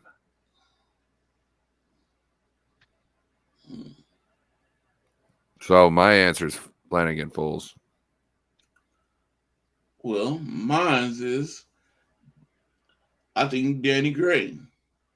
There you Will go. have to step up because he got in a little bit, but this time he's gonna have a quarterback that can throw deep. You don't have to worry about that because Trey Lance gonna be out there, and so we're gonna see a Trey little bit Lance more. is throwing at tight end university with Josh Allen. Okay. Per our San Francisco 49ers. And also, thanks for mentioning that. We're gonna see here with Trey Lance because we're gonna see a step up from Trey Lance because that's how he's gonna be doing. He's gonna be beating them Giants on week 3. Of course. That's true. All right. So you're that confident Jake Brendel's going to block a good old Dexter Lawrence? Glass Quentin Nelson would happen when he tried. All right. Wonder who's blocking Kayvon, though.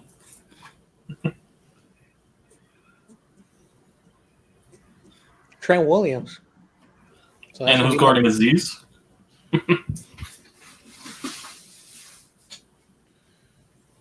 What has he done for real? Because isn't he been injured for 2 years? Yeah, he is. But when he's on the field, yeah.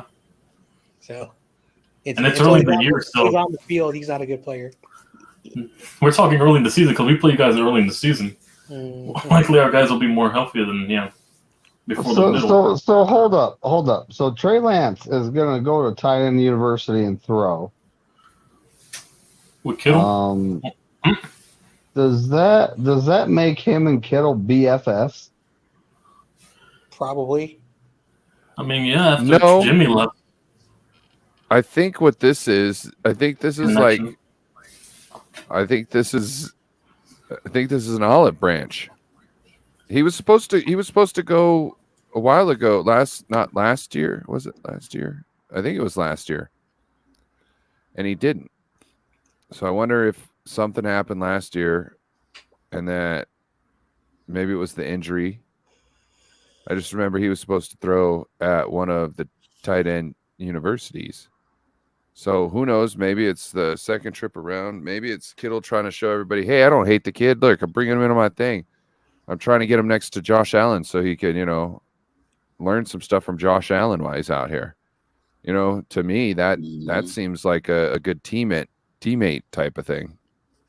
So maybe he's trying to put out a different image of, look, I don't hate Trey. You know what I mean? Like Sam Darnold isn't coming to the thing with me. Trey is. You know what I mean? Like I go to basketball games with Sam Darnold. I catch passes from Trey at tight end university.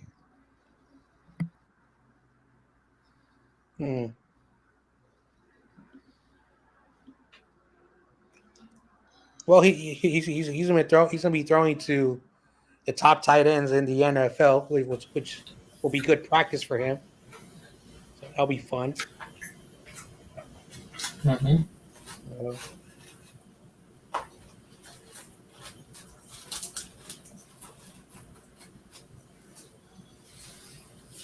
So I saw that Joe, you did a video today. With Joe Stevens? Oh, I missed it. Joe Seahawks fan, yeah. Damn. I gotta rewatch it. I want to beat them week 4 though. Seattle's definitely a match I want to get back at this year. Right, No More Sports? What's that? As I say, you and Joe did a video today. Yeah, we kind of got off of it when I came here. Mm-hmm. Yeah, I missed it. Yeah. I've been working a So lot. too, Brian. For the majority of my life, when we play, yeah, it's a really close game outside of last 20 years ago. I agree, Brian. I know, like I haven't had a real job since 2019, so like it's weird. Like you wake up, go to work, do an 8-hour shift. You do that every day. I'll get used to it again, but yeah. So MPN. Okay. Well, do y'all know what that means? I don't. Nope.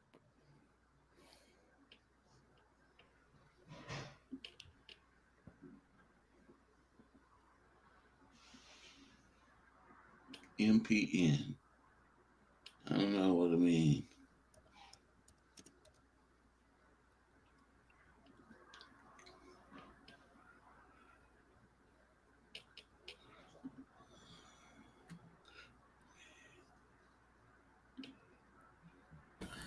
Most penalized Niner? Now stop. You're funny. You should be a comedian.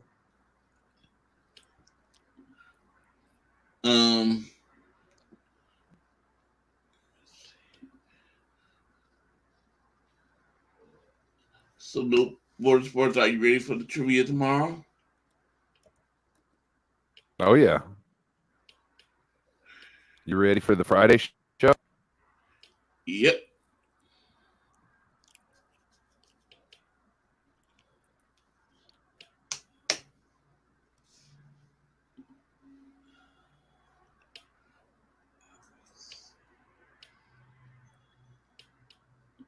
It was a mistype. Okay. Miles per hour? I don't know. That would end with an H.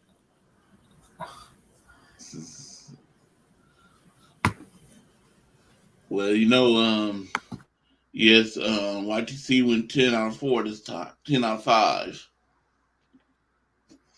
I've been racking. Mhm. I've been racking back double digit, leads. That's why I've been racking double digits. Yeah, because he's taking the D or he's using the Google machine. The Google machine.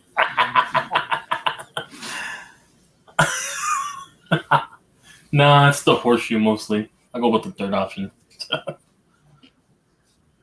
Some of those questions I had a horseshoe up. Jeff came in here and then he disappeared. I had it, yeah. Horseshoe those half of those questions Corey gave me, but yeah. Well, he's on the Israel internet, so Yeah. kind of. You said Joe came in here and he disappeared? No, Jeff. Oh, Jeff.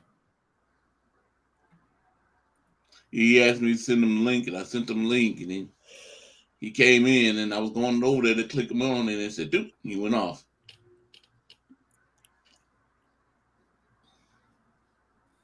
Who in the hell are all these? Sorry, Again, I'm all these looking at trolls. I'm looking at all my Instagram stuff. Yeah, Who all these are trolls. all these? Yeah, I wish I could play that joke on here.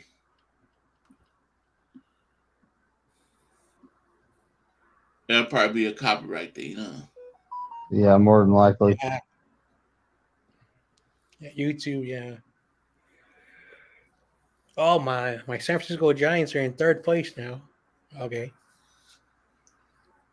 I wish David Corona come in here. Oh yeah, I have a lot of questions for David Corona. Yeah.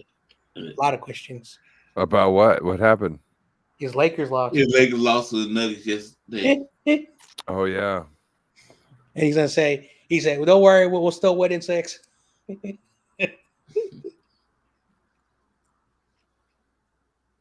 Who's home field yesterday?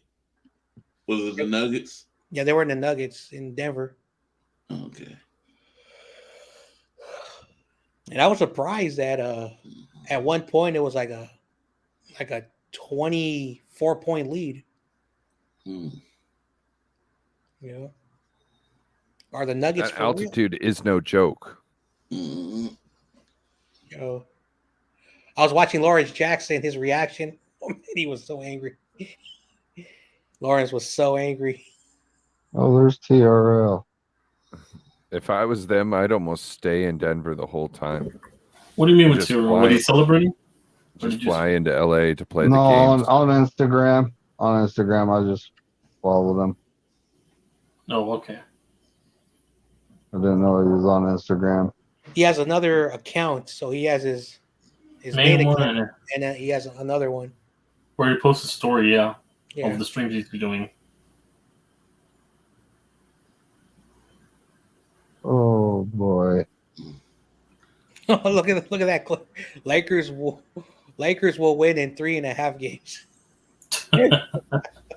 That's hilarious. Okay. David McNiner or John Jay.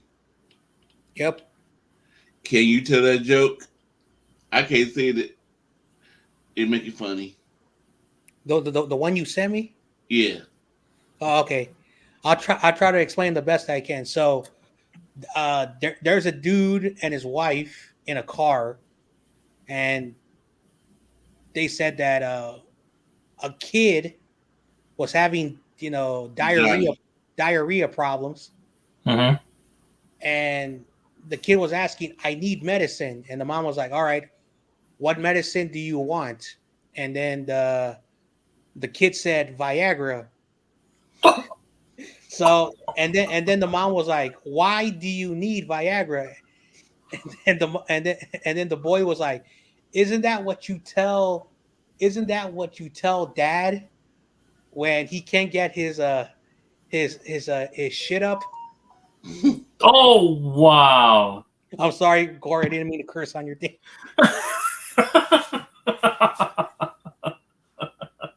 I'm sorry, Corey. Damn. God damn. Sorry, those in the chat, I didn't want to make it crack. Jesus. Here's a little Johnny joke. I heard that. I was like, what? That's something that me and my friends would say.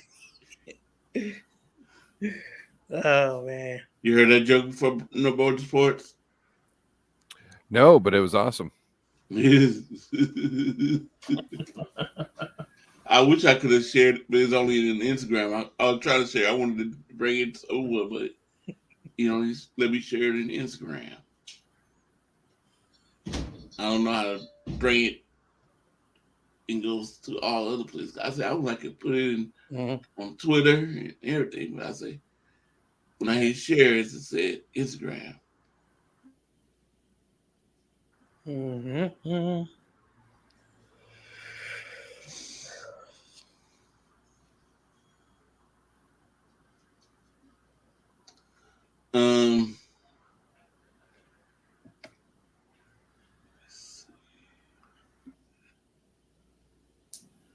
Let me see what else. It's hard when there's not a lot of news out there about the team.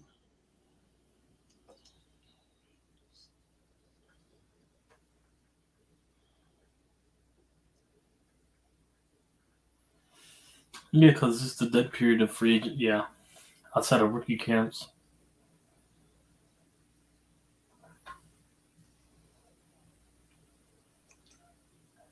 Corey, say A hot take. Hot take. Say a hot take. Okay. Uh-oh, here comes somebody coming in. Let me see who it is. It's Niner. Okay, he's back. Coming in. Niner McNiner. Hey, everybody. Hey. What's up? Hi, everybody. What up? What up? What up?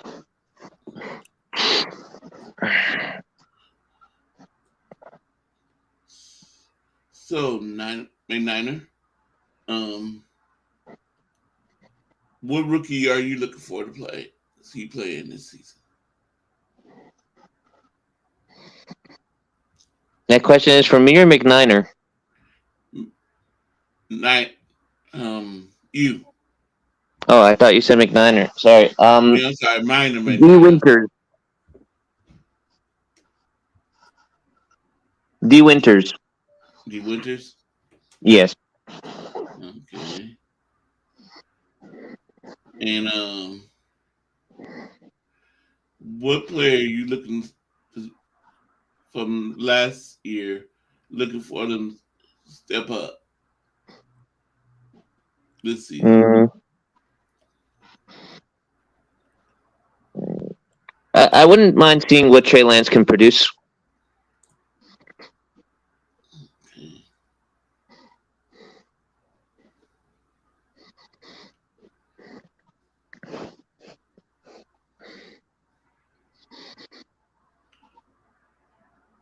Okay.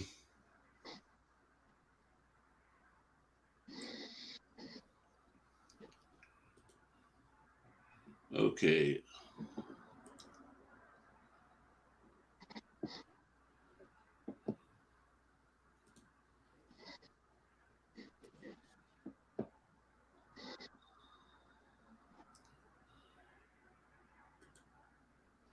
Okay, here's a hot take.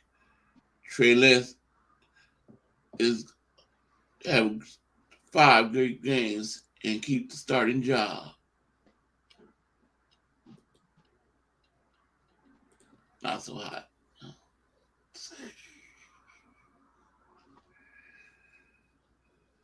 Okay, no more sports. Come up with a hot take.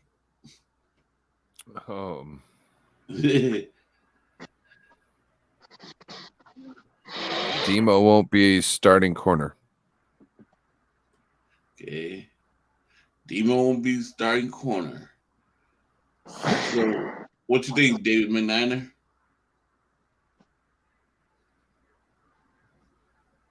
Do you think Demo gonna be the starting corner?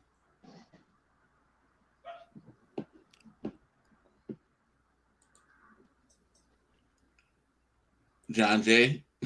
Maybe David McNiner. Yeah. Well, what was the question? I said, No Border Sports says, say it again, No Border Sports. Demo will not be starting corner. Ooh, that's a good one. That's a good hot take. That's a possibility. He's not bad, but he hasn't lived up to the expectations. I think he was a 5th round pick or something. So, and what they've been saying about the Daryl Luther Jr., there's a possibility that he could legit lose his job. So, yeah, that's a good hot take. David McNiner, are you still with us? Yeah, I didn't see. I had myself muted, but our cornerback room, look at how deep it is. There's a possibility that he won't be.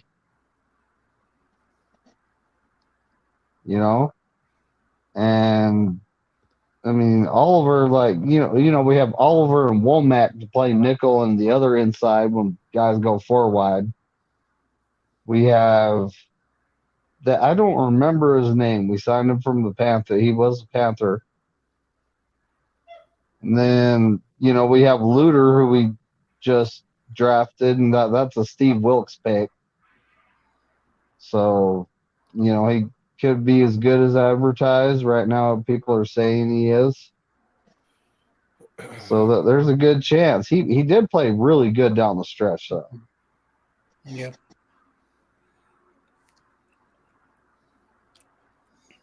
Okay.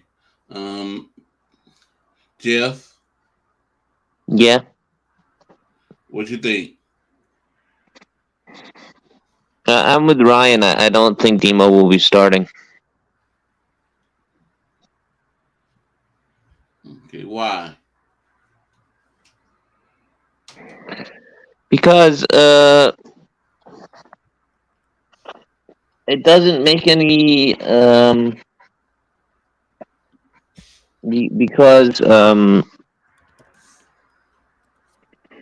not everybody can be starting at every chance they get. It's up to Kyle Shanahan, and I just don't think that he's going to allow Demo to be starting.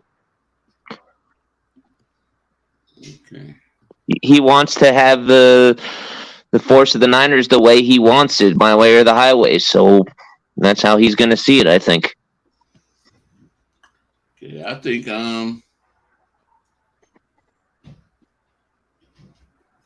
think he's gonna start because he had a good season last season. Unless he fall apart and don't look so good, then yes, I think he will lose his job. Mm-hmm.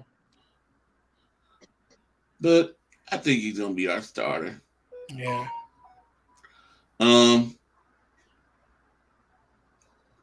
YTC. Hold on, before I answer your question, Jeff, you here? Yeah. I heard what happened last night on the stream. Once I left, John told me about it. First things first, I'd like to apologize if how I, remarked at you, rubbed you the wrong way or whatnot. That's the first thing I want to do. Thank you. But yeah, that's practically it. Anyways, on to you, Corey. So, what hot take? It's a lot for me to divulge. YTC apology accepted. Thank you. No problem. But yeah, it's a lot for me to take, and not that thing. No, mostly the hot take. It's a lot I can think of right now, but one that stands out. I think for my Giants, Paris Campbell will lead us in receiving, because he's going to be the odd man out once Waller's getting all the attention. That's my hot take. Okay. I got a hot take for the Giants. Really? Little Spongy says they're gonna sweep the Giants. Spongy. That Little kid. Spongy, shout out to he's so hilarious. I got a hot take. Oh, Man, now it's lost.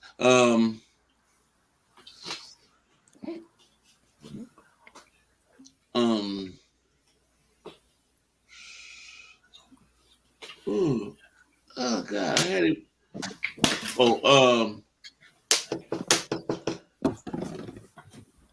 Javon Hargrave is gonna have 10 sacks this season. mm-hmm. I could see that. So Brian Kopaz, Jack, I think Coletto, I think the Oregon guy. I saw a video from one of the 49ers beat writers, and he was taking some snaps with the tight end Braden Willis and the guy from Alabama. So that was pretty cool.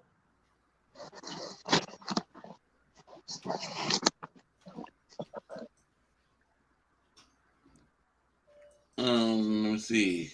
I hope, Bryant.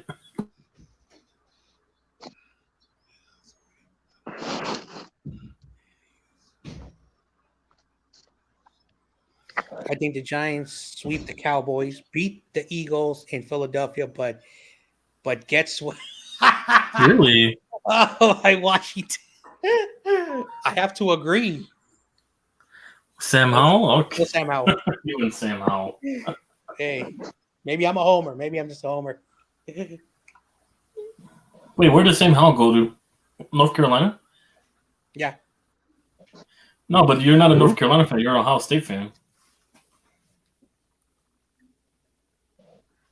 Giants Well, go 3-3 that's in the the college. division. That's the college he went to. It's more than likely the other way around, Brian, if I'm being honest.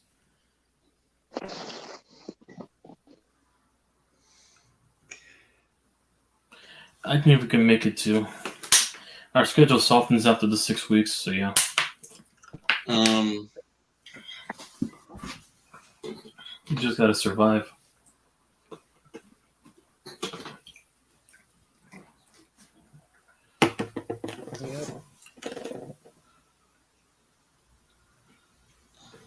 Let's see.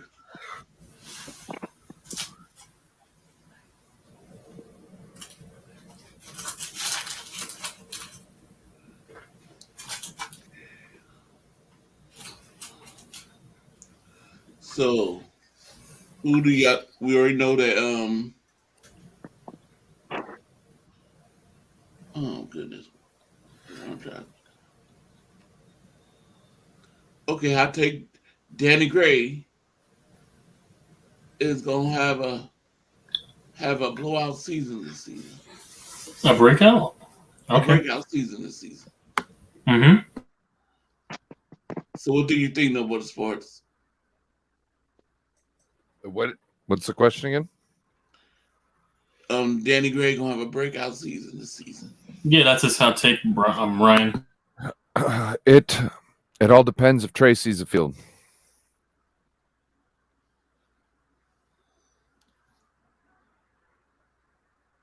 Okay. So it's all depend on Trey, huh? You don't think I Brock feel. Purdy could do it too? Yes and no. I think so. Brock has to put some air under that ball, and it doesn't, get there that quickly, which kind of negates the fact that Danny Gray has that speed. So unless, if Danny can leave people in the dust at the line, then yeah, Brock Purdy's can, do things with him. But like unlocking his real potential is him taking the top off.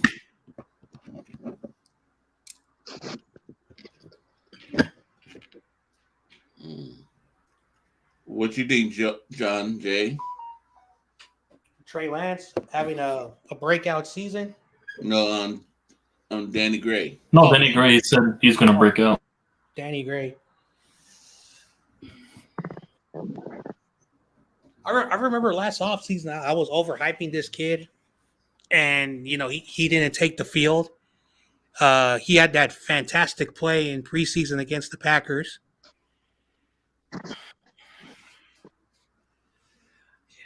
Like the question is going to be like how are they going to use him? Because we all know Debo, Ayuk, and Jawan Jennings are going to be getting the majority of the snaps, and like I just don't see it. Like I want him to like get that opportunity, but when you still got Debo, Ayuk, and Jennings, like he could be the number 4 or maybe number 5 option. Maybe McLeod is used as that number 4. It's just that we just have too many receivers on the team right now, so I don't see it. Hey, I just want to say I got to get out of here. So I appreciate you for having me on, Corey. All right. I hope you gentlemen have a wonderful night. Yeah. Have a good night, man. Have a good night, Ryan. All right, Ryan. Later, bro. Good night. Peace. See you tomorrow. Mm-hmm. David McNiner, Yo, what you think? Think Danny Gray gonna have a breakout year? I really think so because of the QB we're going to have that can actually throw to him. He's the only way Danny Gray makes a difference is if we have a QB that can get him the ball, and that's Trey Lance. Some guys keep saying, "Oh, Sam Darnold's going to be this." Look, let's be honest here. Has he had an exorcism? Is he still seeing ghosts? It's like So funny.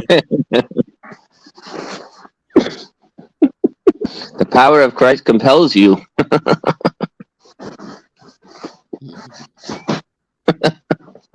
So what you think, Jeff? What was the question? Danny Gray, he's gonna have a breakout season.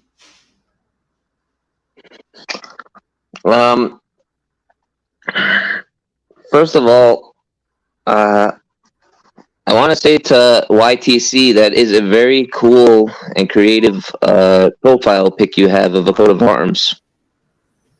Thank you. But yeah, I draw coat of arms myself, so I really appreciate coat of arms, and I have coat of arms because my family is from Dutch royalty in the 14th century. that's good to know. That's really cool. Yeah. That's awesome. being tied to a royal lineage, but yeah. Yep.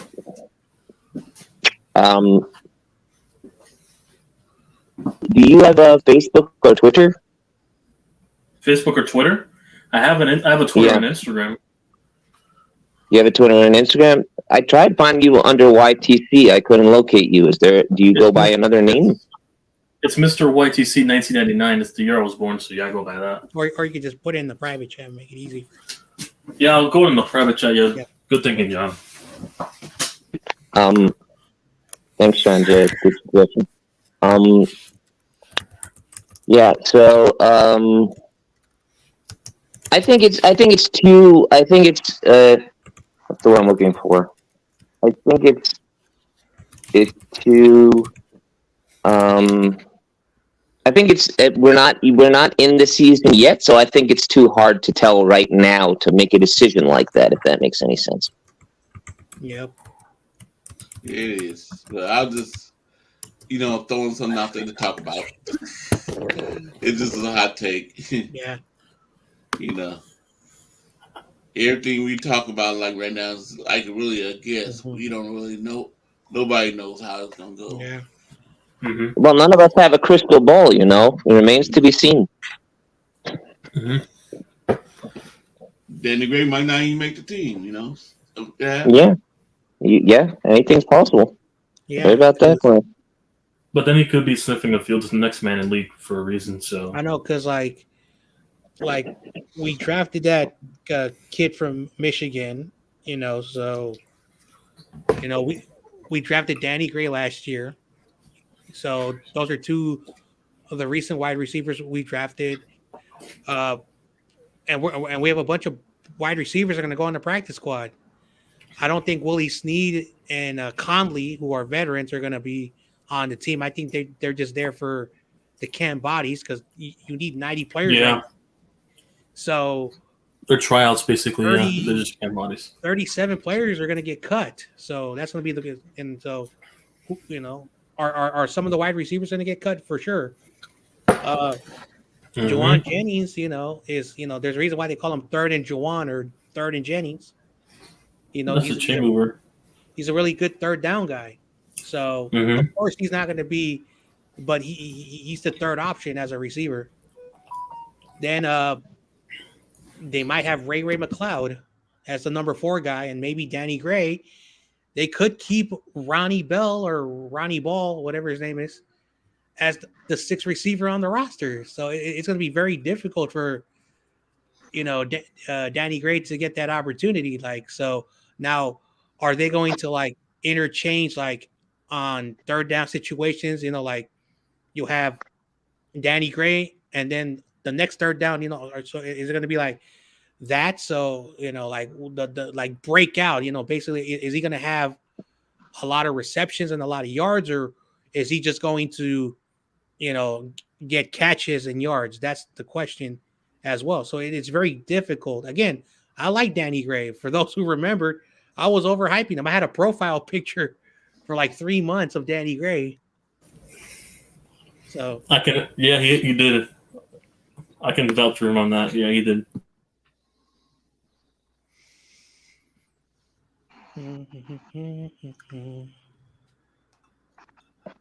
How long ago was that, John Jay? Before I knew you, right? That you had that picture up? Yeah, it was last year. Oh, okay.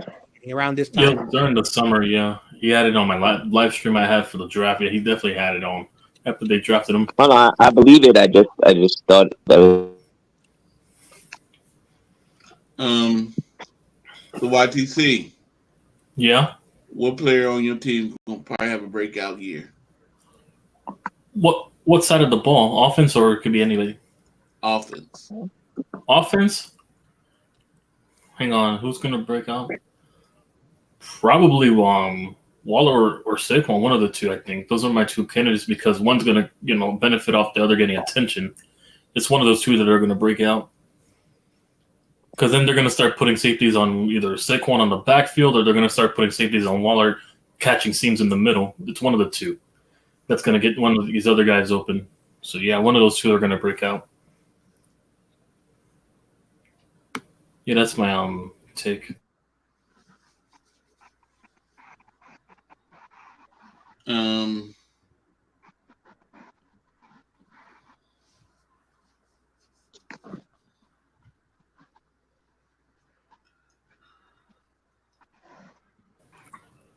okay.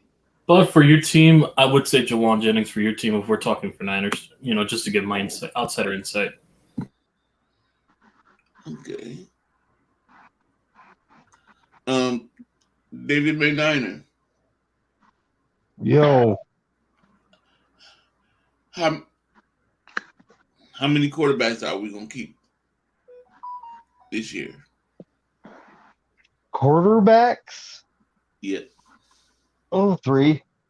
I think we're gonna keep all three, and I mean, one of the guys that we signed or invited to camp for a tryout could possibly end up on the practice squad. Okay.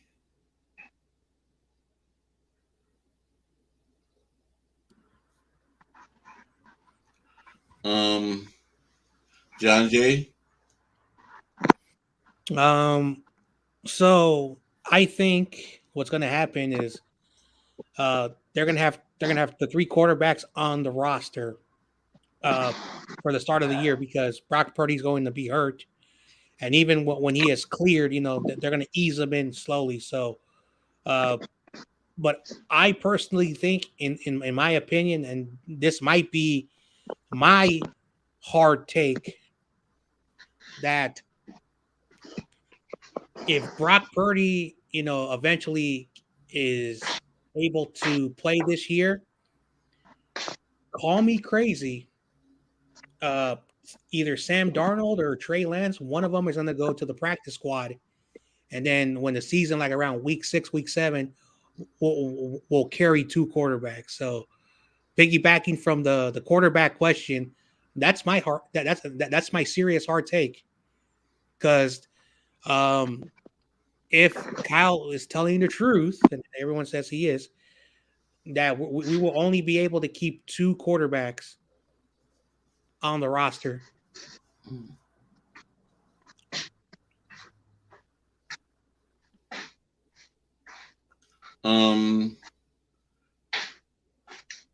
Jeff, Yeah.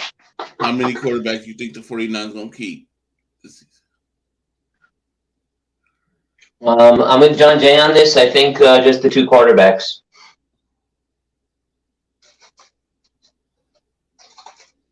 Okay. I think they're gonna keep all three, and one's gonna be on the practice squad. And then and I think that's gonna be first Quick answer: you guys are gonna have two guys, but the other guy's gonna be on the PUP list, specifically Brock Purdy. yeah. And then when he get ready, he gonna bring him in. Then they gonna slide Sam Darnold to the practice squad.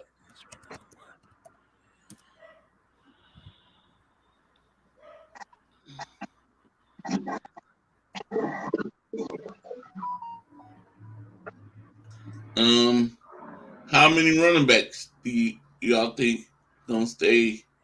They gonna keep the 49ers gonna keep? David McNiner? How many running backs? Yep. Well, we typically keep 5, including the fullback, which I do kind of have a hot take. I think Braden Willis might be taking Juice's spot. But, he's a little bigger, though. Maybe he's tight end. I mean, this is all yet to be seen. But I think we're keeping 4. And one of the rookie or the undrafted free agent rookie running backs might just beat out TDP if he don't show up.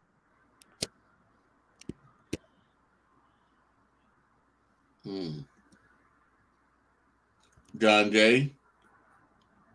My bad. I'm writing an email to somebody. What was the question? How many running backs you think we gonna keep?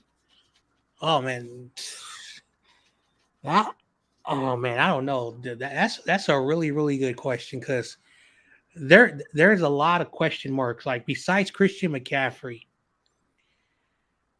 you go by running back by committee or like the backup and the third string running back. I think last year, I think they had 4 running backs and Kyle Juszczyk, so they had 5 backs.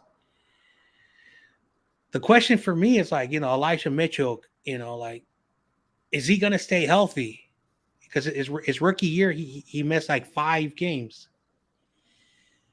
And then this year, I think he only played like 3, maybe 4 games because he was always hurt.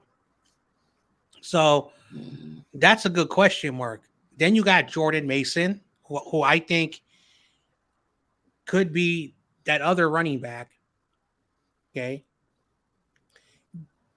TDP, Ty Davis Price, I don't know what's going to happen to him. So you got that question mark. I don't know. And then of course we got some running backs from those small Division II schools, the El Paso one and the guy from Marshall. So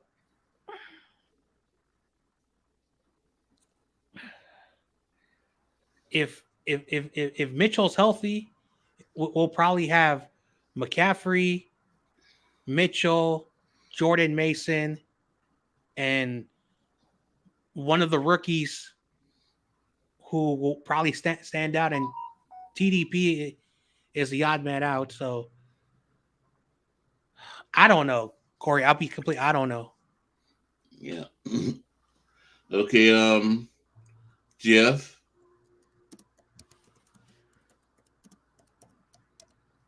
Jeff, you still with us? Okay, YTC, I forgot to ask you. How many quarterbacks? Hang on, Jeff's back on. Hang on. Jeff's on.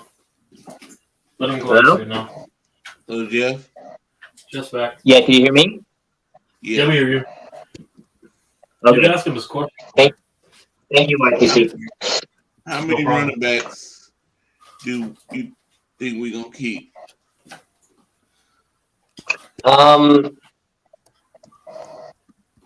Again, I think it's like the season has not begun yet. I think it's too early to tell, but I do think, given the track record of Kyle Shanahan, that they will let D. Winters start at some point.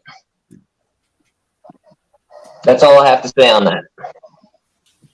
Based on the fact that he let Brock Purdy start. He likes for rookies to get out there. That's all I have to say. Okay. YTC. Yeah. I have 2 questions because I didn't ask you the first time. Okay. How many quarterbacks the Giants going to keep and running backs? Quarterbacks, 2 and 1 on the practice squad. Obviously, Jones is a starter, and then Tyrod Taylor. And then we'll get that Tommy DeVito kid we took him on waivers as a practice squad guy. For running backs, we're going to keep at least 4, I think. 1's going to be on the practice squad, and 3 will be starting week 1. So, yeah. Okay.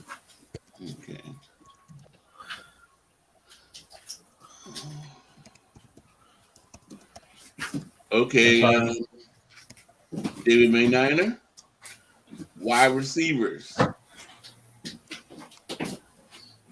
Ooh. Well, this is going to be easy. This should be interesting. You're right, YTC. This will be interesting because we have this guy Ronnie Bell we just drafted. He's got great hands, doesn't have good speed, got decent size. So he's a possession, all right. So he could be. I mean, we could have drafted this guy for potentially replacing Juwan Jennings because he's a free agent this next season. Mm-hmm. This next offseason, he's more than likely going to get like a Kendrick Bourne style contract, and he's gone. Mm-hmm. And then, we have Tay Martin, who doesn't have like blow away speed, but he's a tall, can jump type of receiver. He'd be a good red zone threat. Then, I mean, there's all kinds of guys I've never even heard of. But when it comes to Danny Gray, he's going to be taking the top off of the defense. we have Debo and Ayuk to be running the mid range, the mid to low range routes. We have, which Ayuk actually has speed though. He can go deep too. Then you have Ray McLeod, who I'm honestly wondering if he makes the team this year because the guy we drafted, and I've heard reports that a couple of the wide receiver undrafted free agents are actually looking decent. We literally have 12 guys in the room right now. 6 more than likely are going to make the roster. And Debo and Ayuk are definitely making the roster. We would be absolutely nuts to get rid of Danny Gray. Juwan Jennings is signed through the next year. He's more than likely making the roster, so that's 4. You notice I didn't exactly include Ray, if you didn't notice. I'm thinking he could get beat out.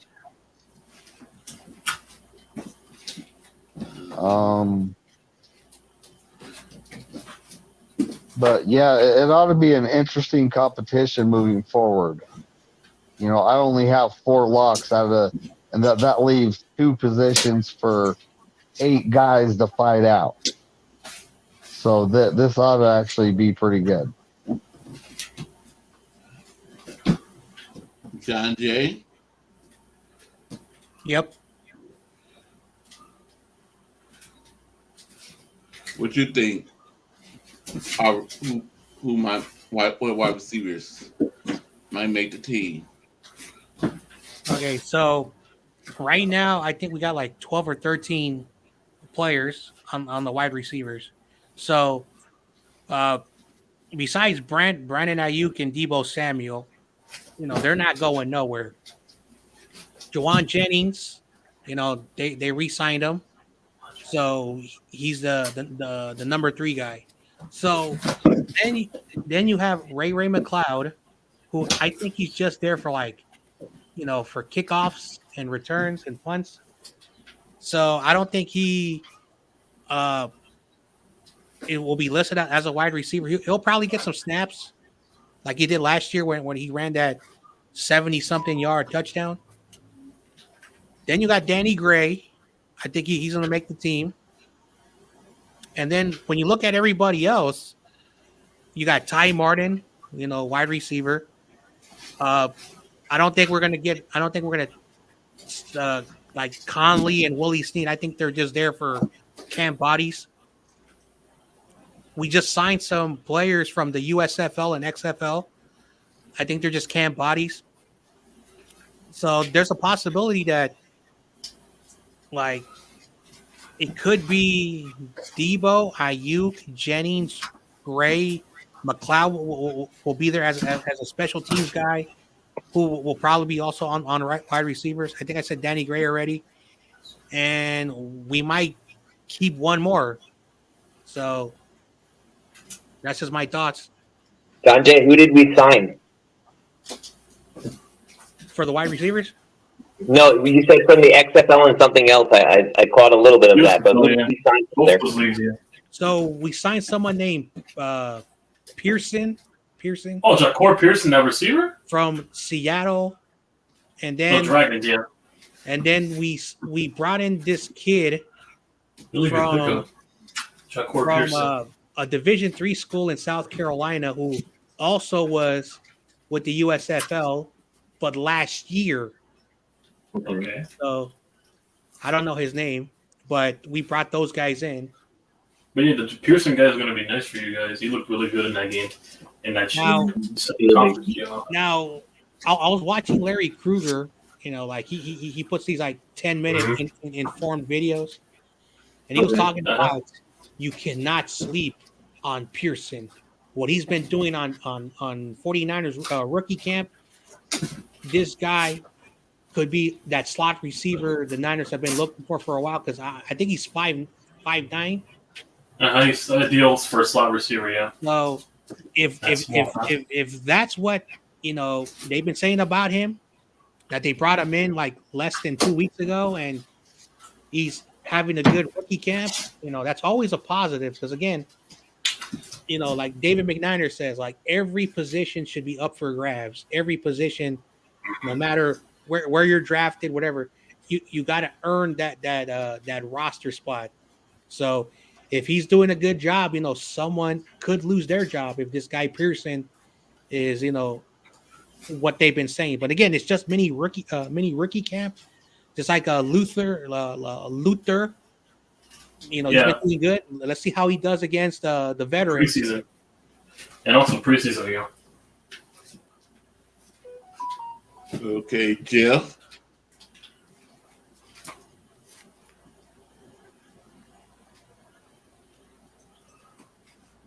Jeff, you still there? Like, phone keeps timing out. Sorry. John Jay, you think everyone should earn their stripes or their badge, right? Yeah, doesn't matter what position, because it's mostly what David McNiner says. I'm basically just going after what he says. That every position should be competition, no matter if you were the number one pick or if you were mystery relevant. You got to earn your spot. Because I'm not an OG. Like I only started watching the Niners in the mid to late '90s, but someone said that Bill Walsh, like when he had Steve Young and Joe Montana, even though Joe Montana was guy, he basically said Steve Young is there to make Montana even better. So I used to remember a lot of the old timers, from my neighborhood was like, he's like, I feel bad for this guy Steve Young. I don't think he's ever gonna get that playing time, but I know why Bill Walsh brought him in there is to remind Joe Montana, you're good, but there's that young kid right behind you. So don't, so that's that OG old school. Up league, yeah. Mm-hmm. But also they accent and complement each other. That was the other thing I think he was pointing out. Yeah. Mm-hmm. Especially mobility. Yeah. For sure. Yeah. Okay. But what wide receivers you think might be our wide receiver crew this season, Jeff? Yeah. Okay, you asked the question for me? Did you just ask a question or? Yeah, I just asked you the question. I'm sorry, what was the question? I didn't realize that was a question. What wide receivers you think we might keep? How many wide receivers we might keep on our team? I'm gonna say 3.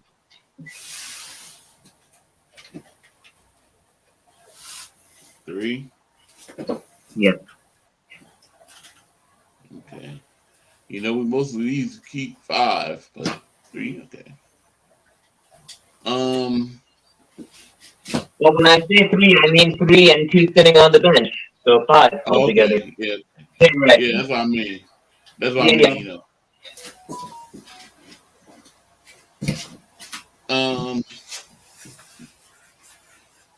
YTC. Yeah. How many receivers the Giants might keep on their team? I say 6 and then 2 on the practice squad. Around 6 on the starting roster, yeah. Okay. That's good. And David McNiner. Yo. How many tight ends you think he's gonna keep? 4. 4. Yeah, I honestly think Dwelly's going to be looking for a job. He's going to be in the unemployment line with Ezekiel Elliott. And, as for the other ones, we have that Fumagalli guy. What the hell? I don't know how the hell to pronounce his name. Let's see. Let me look at it. But, yeah, we signed a guy I know nothing about. He's been in the league for 5 seasons. Huh, interesting. Fumagalli. Troy Fumagalli. I think he's a camp body, honestly. And then we have, of course, George Kittle's going to make the squad. We all know that. We have Charlie Warner, and I honestly think Charlie Warner might end up being tight end 3, and maybe even tight end 4. He might end up being the unactive guy depending on what Cameron Latou does. But that Braden Willis guy, from rookie mini camp, he showed up, and he was putting forth the effort. He wants that roster spot. So, and that's always good to see out of a guy picked as late as he was, So, obviously, I think we're keeping 4. I think it's going to be Kittle. I think we keep Cameron Latou, to work on and develop, but mainly for, special teams because he did play linebacker the first 2 years of his college career. And then we keep Braden Willis and Charlie Warner I think that'll be the 4 tight ends. John Jay. So yeah, George Kittle is going to make the team. Charlie Warner is tight end number 2 because Kyle loves to block and he likes his offensive. Even if you're a wide receiver, to block. Braden Willis, a lot of people have been saying a lot of great things about him. You got Latu, I know I'm saying that name incorrectly, but the Alabama kid, they've been saying also a lot of good things about him.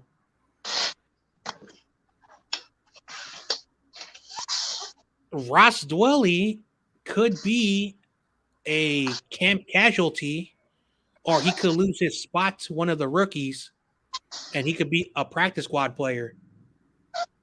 Because even though we did sign him, if everyone's saying that Braden Willis and Latu are doing really well, yeah. So I think one of the tight ends we drafted will make the squad. Yeah, will make the squad, and one of the rookies will go on the practice squad. Ross Dwelly could be cut. That's my thoughts. Okay. Jeff. Yeah. What tight ends do you think? How many tight ends do you think we're gonna keep?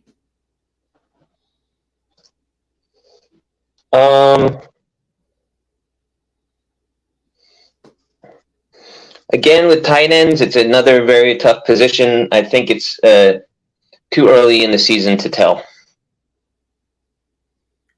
Yeah. But we're just guessing. It's not. We're not on the team. We're not the general managers and stuff. We're just taking a guess. I still think that it's too early to tell, even with guessing, because it's anybody's game at this point with the tight ends. Okay, YTC. Yeah. How many tight ends do you think the Giants gonna keep? 4. We're gonna use one as a hybrid fullback / tight end. That Tommy Sweetie kid we picked up from Buffalo, and then 3 will be on receiving. Okay. So yeah, 4.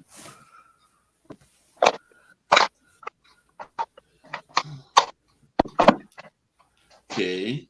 David McNiner. How many offensive line we gonna keep? Oh boy, this is where the fun begins. Mm-hmm. Because we have a lot of guys in house right now, and we all know Trent Williams, Aaron Banks. I don't even want to say this guy's going to make the squad, but Jake Brendel, Spencer Burford. We have 4 out of 5 of our starting linemen from last year returning. Then we got the right tackle spot, which is an open competition. Well, they haven't named McKivitz. I'm assuming it's open competition. So we have McKivitz. We have Nick Zakel, who I honestly think is a little bigger than McKivitz. So we don't know what's going to transpire. We have Matt Pryor, and he's kind of a behemoth. We have Jalen Moore, who really didn't do much. He might be the odd man out. He might be an odd man out this year. And then we brought in Joey Fisher, and they were actually playing him at guard during rookie mini camp. But he got gassed, so he better get back in shape before more off season activities go on. So that's 9 guys, or that's essentially 1, 2, 3, 4, 5. That's 6 guys competing for one spot. But I do think that the bench will consist of guys like Feliciano. If he break, I wouldn't be surprised if he beats out Brendo. I wouldn't be surprised. But Feliciano, Matt Pryor, the veterans, I could see them, making the squad as depth. I honestly think Nick Zakel might be that starting right tackle. We'll find out. So I'm going to give it to Colton McKivitz. Jalen Moore's gone. Then we got, oh man, that's 8 right there. And I don't remember how many we carried last season. I think we carried 8.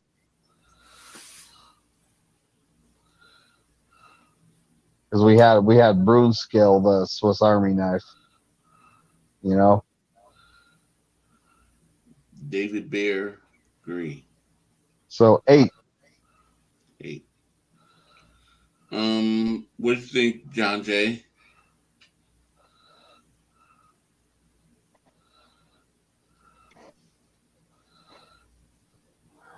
Mick Zakel remains to be seen, in your opinion? So Nick Zakel was redshirted, and that's kind of the same thing we did with Aaron Banks. Mm-hmm. Yeah. But Aaron Banks wasn't. Reports were that he wasn't in shape, and then he got injured, and that gave Brunskill the chance to come in and take the right guard spot. Mm-hmm. And you know how Kyle is. Once these guys out there playing, and he thinks he's good, then he's just going to leave him in. Right. So, and then Aaron Banks showed up, moved over to where Tomlinson was, and he played really good. Mm-hmm. And he's going to get better, though. That's another thing, is he's going to get better. Okay. And so's Burford. Burford, he was getting better as the season went. I saw him fixing his mistakes and playing a little better. I still would like to see a little bit more on target. I would like to see Burford put on 15, 20 pounds, but that's just me. No, I agree with you. It makes more sense. Because Burford weighs in at 300. Seeing him just a little more muscle, a little heavier, make him more effective. But Nick Zakel, he's actually 6'6", 315 pounds.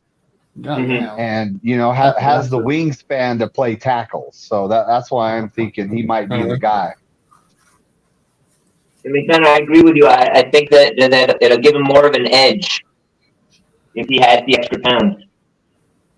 Yeah, Spencer Burford, especially being inside, he was getting pushed around by that Philly line. Yeah, exactly. Ooh. Good point. Or it could just be growing pains, but yeah. John Jay, are you back? Well, I was here, and then McNider cut me off. Oh, sorry, buddy. No worries. No. So I'm sorry. I didn't realize you were still there. I apologize. So we have 16 on the roster right now. Basically, again, this is the 90-man roster. We're not going to keep 16 offensive line players. So you take away Gutierrez, who basically he doesn't go against the roster or the practice squad. All right, so we're just gonna remove him. And if the starting lineup is gonna look like, basically Aaron Banks, Jake Brendel, uh, Spencer Burford, Colton McKivitz, and then of course Trent Williams. That's looking like the starters. John Lynch had a huge, like, I don't know if he was acting like a fanboy, but he's like, I like this Feliciano guy. This guy is gonna play every position. This guy will be our backup. So if John Lynch is like, so we're probably gonna keep him.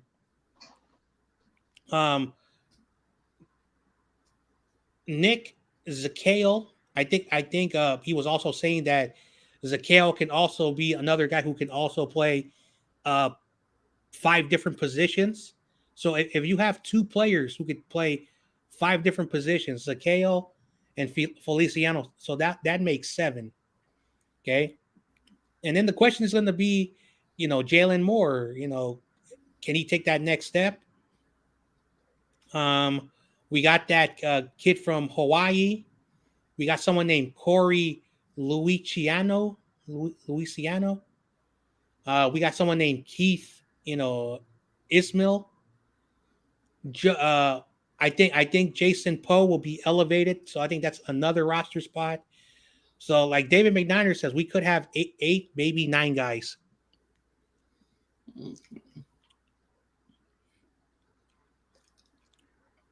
And YTC, Yeah. how many offensive linemen the Giants gonna keep? Hang on. 1, 2, 3, 4, 5. That's 5 starting, obviously, and then probably around 10 or 11 on the roster. Okay. Given how injuries, impact the game, so they're gonna keep like an extra 5 guys on the depth.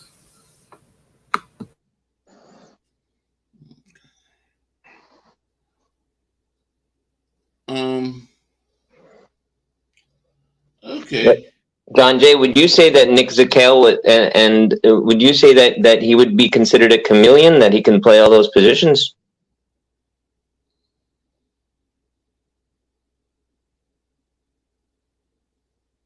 John Jay, you still there? Yeah. John Jay, are you still there?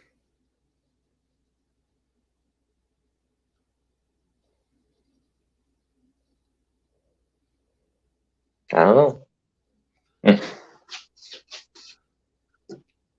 John Jay? Yeah. Yeah, well.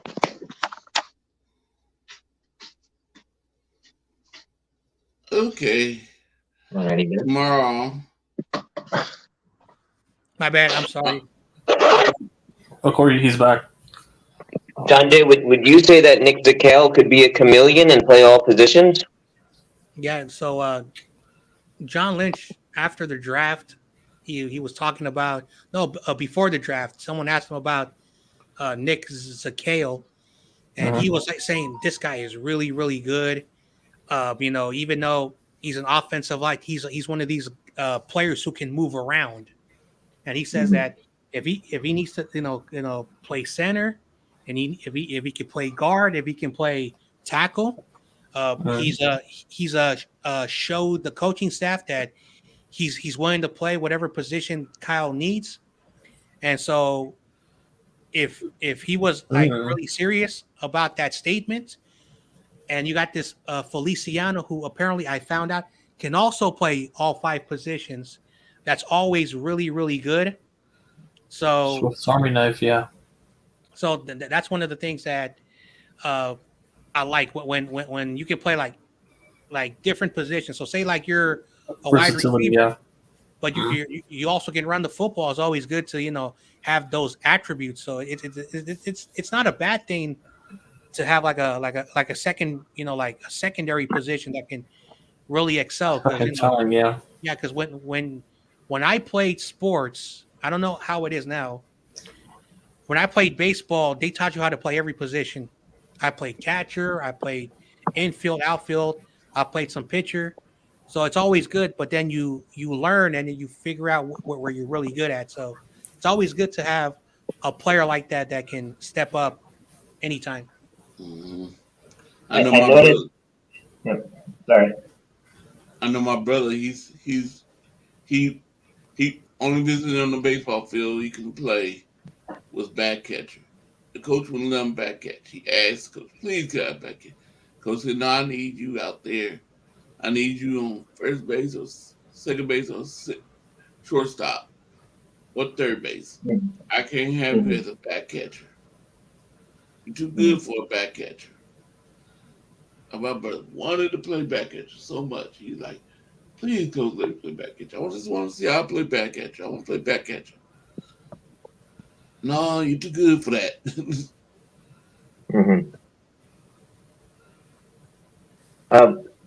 YTC, you mentioned that he's a Swiss Army knife. Is that because when you say Swiss Army knife, you have all these different features of the Swiss Army knife?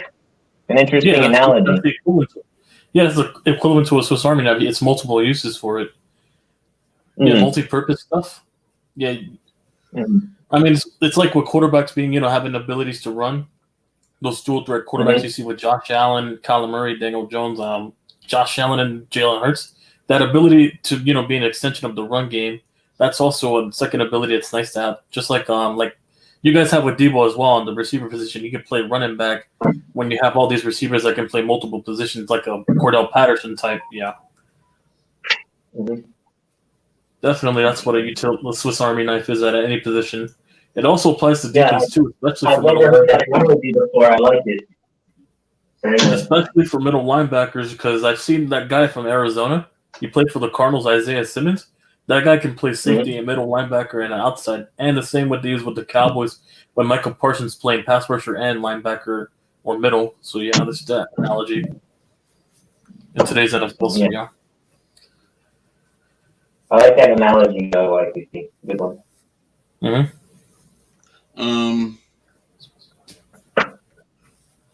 Oh, I've got. Hey, Ramalia, Rudy. Oh, Rudy. Oh, how you doing? Chill, peace still up? Damn.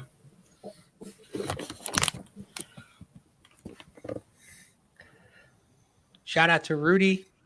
What's up, Rudy? Him and YTC were having a wonderful discussion about who will win week 2 or whenever they play. Well, week 17. That's by the end of the season we play them. Yeah, man. What did I say? I don't know what that said. ¿Qué pasa, hijo? What's up, kid? It's TOP. TOP, what's up? How you doing? He's over there rooting for the Bears. Mm-hmm.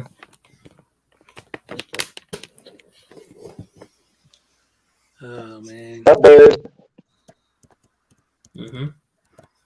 Yep. I'm putting my money for them to win the division. I still don't trust Detroit or Minnesota. Detroit versus everybody. Detroit does it still not, but yeah. Okay, so I'm about to cut it down. Okay. YTC, what you got going on this week? Nothing really much after. Like I said, I'm cutting down on streams, but next week I'm doing pay-per-views. But if you want to talk about Wednesday, yeah, I'll be up for Wednesday. Okay. Per usual, yeah, for the trivia next week. Well, tomorrow I'm doing 49er trivia. I don't know if I'll be on, but yeah, I don't know if I'm gonna be, busy or whatnot, so we'll see. And then probably I'm gonna do a little hangout after the trivia game. Yeah, all right. After the trivia, I'll see if I can pop on. Let's see, what time. And talk about YTC. Or defense. Yeah. YTC. Yes, Jeff. I wanted to apologize for not making the trivia tonight. I set my alarm, but you see, I'm near Nazareth, so I was going to get up at 4 a.m. And I just overslept, and I apologize. No, you're good. I apologize for that. You're not obliged to pop on, but yeah, it's all right. I was really planning on going. Corey knows, so I really feel bad about that. I'm sorry. No worries, man. Remember, I know there's a huge time difference where you're at. Of course. I'm in the West Coast. It's 10 o'clock. So. And I'm in the East. It's about to be 1 a.m. right now. Yeah, I usually stay on. Yeah. But YTC, I was kind of looking forward to it because I want to dedicate it to my grandfather, who was my best friend, and my uncle, who were huge Giants fans. And my uncle really? passed away from 3 different kinds of cancers. He had eye cancer, where he lost an eye, and then he had liver cancer, and then lung cancer, all in a row. And he had to get chemo through his testicles. Oh, man, I'm sorry to hear that. Yeah, that's tough to hear, man. I've been there. I'm sorry to hear. Just like you, man. We've all had family members we've lost. So it's always good. It's always good when you're wanting to share these personal things with us. Yeah, it's not hard. Yeah. It's not that easy to share. Yeah.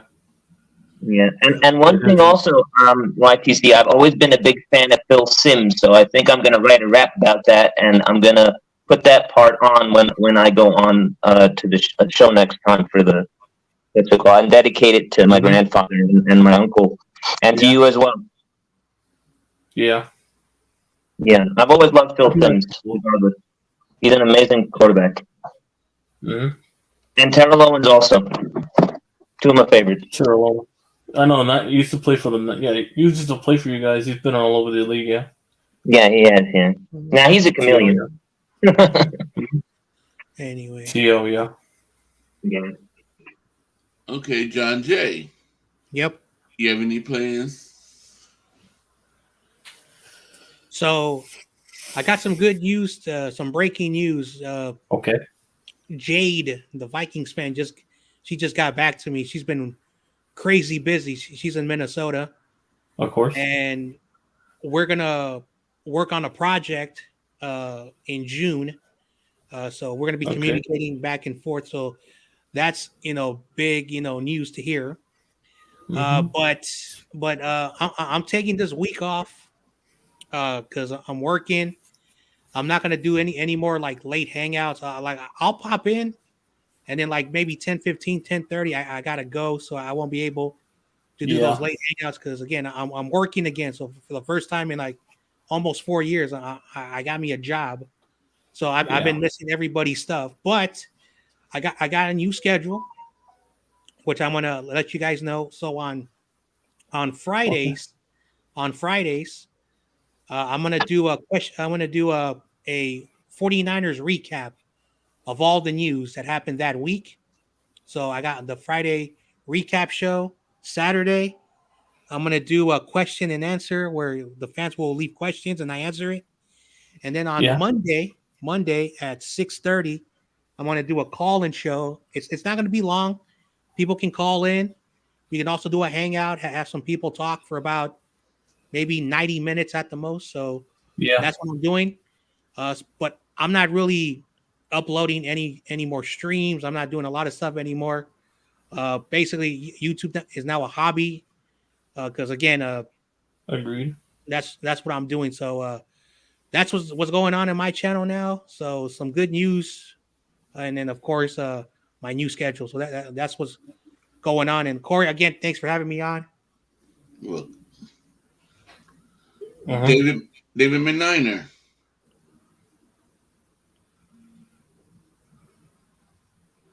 David Meniner? Yo, I'm gonna be well, of course we got the trivia coming up tomorrow night. So, I ain't missing that. And then we got possibly No Border Sports hangout on Friday. We'll see what happens there. And Bryant Colt. Actually, this Saturday at 10, we're gonna have Johnny on. He couldn't make it Monday. All right. But we're gonna have Johnny on. Well, this is I say 10 o'clock because that's my time, but it's 9 o'clock, California time. Mm-hmm. And then beyond that, what's happening tomorrow night before the stream though? The Ladies of the Empire stream. Yes. That's right. The Ladies of the Empire stream fires up tomorrow. So that's one that I'm definitely going to be watching, you Yeah, know. me too. And then, you know, of course, we got the coffee talk on Saturday, on Sunday too. So, but that's pretty much all I got going on for the rest of the week. So when you thinking about starting up your channels, Oh, I gotta look into everything that I actually need to do to get it going. And I already know what my first video is gonna be. You know, I'll kind of keep that secret until I actually make it and that happens. You know, okay, it's just gonna be me talking is gonna be my first video. But you know, I'm gonna let's see. I planned on doing that today, but that didn't work out. I ended up doing a bunch of yard work and other stuff that I needed to get done. Yeah, I'll probably might work on that tomorrow when I get off work. You know, just learn everything I need to do. You know, like I know there's a couple people I can ask questions if I need to. You know, and just get it hooked up because once you get it hooked up, it's like 24 hours before you can actually, you know, post your video, I think. And then, you know, get my video posted and go from there. okay, yep. So yes, and my name is Jeff. Yeah. Have you got your channel started yet? Up yet? No, I had to screen for nipple cancer, and thankfully I do not have it. So I was very busy with that, obviously, and also I keep getting 103 fever, so that doesn't help me too much. But I'm working at it, and I'm also dealing with my skin cancer. But with the with social medicine here, it's very hard to get an appointment to lance the the growth that's on my skin. So I'm working on that too. So a lot of things going on at once, but I'm working at it slowly but surely. And plus, I'm writing a lot of Niner raps. Okay. So tomorrow I'll be free for till 5 o'clock or 5 something, and I'll be checking out the women, Tony Cup and them. And then after their show, I'll be getting ready for 49 Trivia at 8 p.m. Pacific time. So I'll be ready to do that. Then Sunday is the results show of Thursday night show. And you see, I really gave YTC his by having added up his other score to his other score. Yeah, but he already knows that he went 10 out of 5. See, I haven't wrote down the Niners answers yet because I'm in the show. Oh, somebody's coming in. Oh, it's Brian. Okay, coming in. Brian Cup. What's up, Brian? Hey, Brian. Hey guys, I'm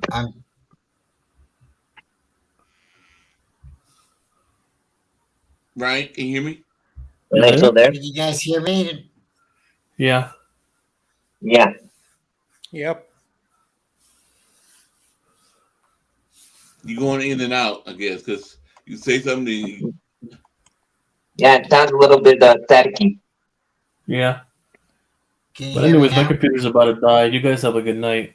And Good night, nice seeing you, YTC. Brian. Night, guys. Have a good night. Later, YTC.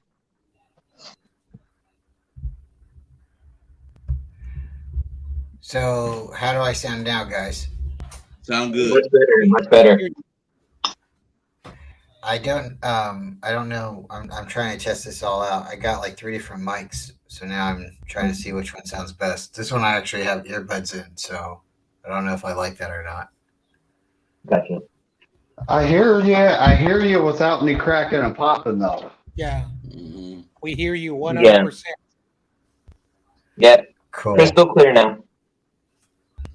Cool. Yeah, my dad, he gave me this microphone today, and it's an Audio Tech or Technica, and it looks pretty cool. Is But it yeah, I'm trying to technique? figure out because at Does it first look I like couldn't a hear you guys. technique? Huh? Yeah, does it look like a technique? Could it be technique? Because that's Does it a look that's like a a brand of technique, equipment. Like Ethan? my friends, we used to throw like concerts and like parties, and we had DJs, and a lot of the equipment they used was technique, and it was actually really good equipment.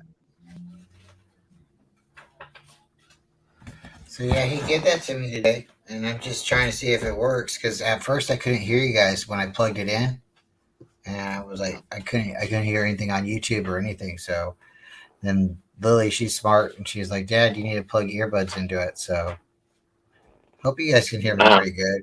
I'd like to go That's back and impressive. listen afterwards. But thanks, Corey, for having me on, and I hope everybody's having a good night. Yeah. Yeah, that's really nice of your father to give that to you. Yeah, I got a really, really nice dad. I'm very blessed. But yeah, sounds like you guys had a really good show tonight. You know, a lot of good Aaron Rodgers discussion. Somebody must have kept asking some silly questions, right?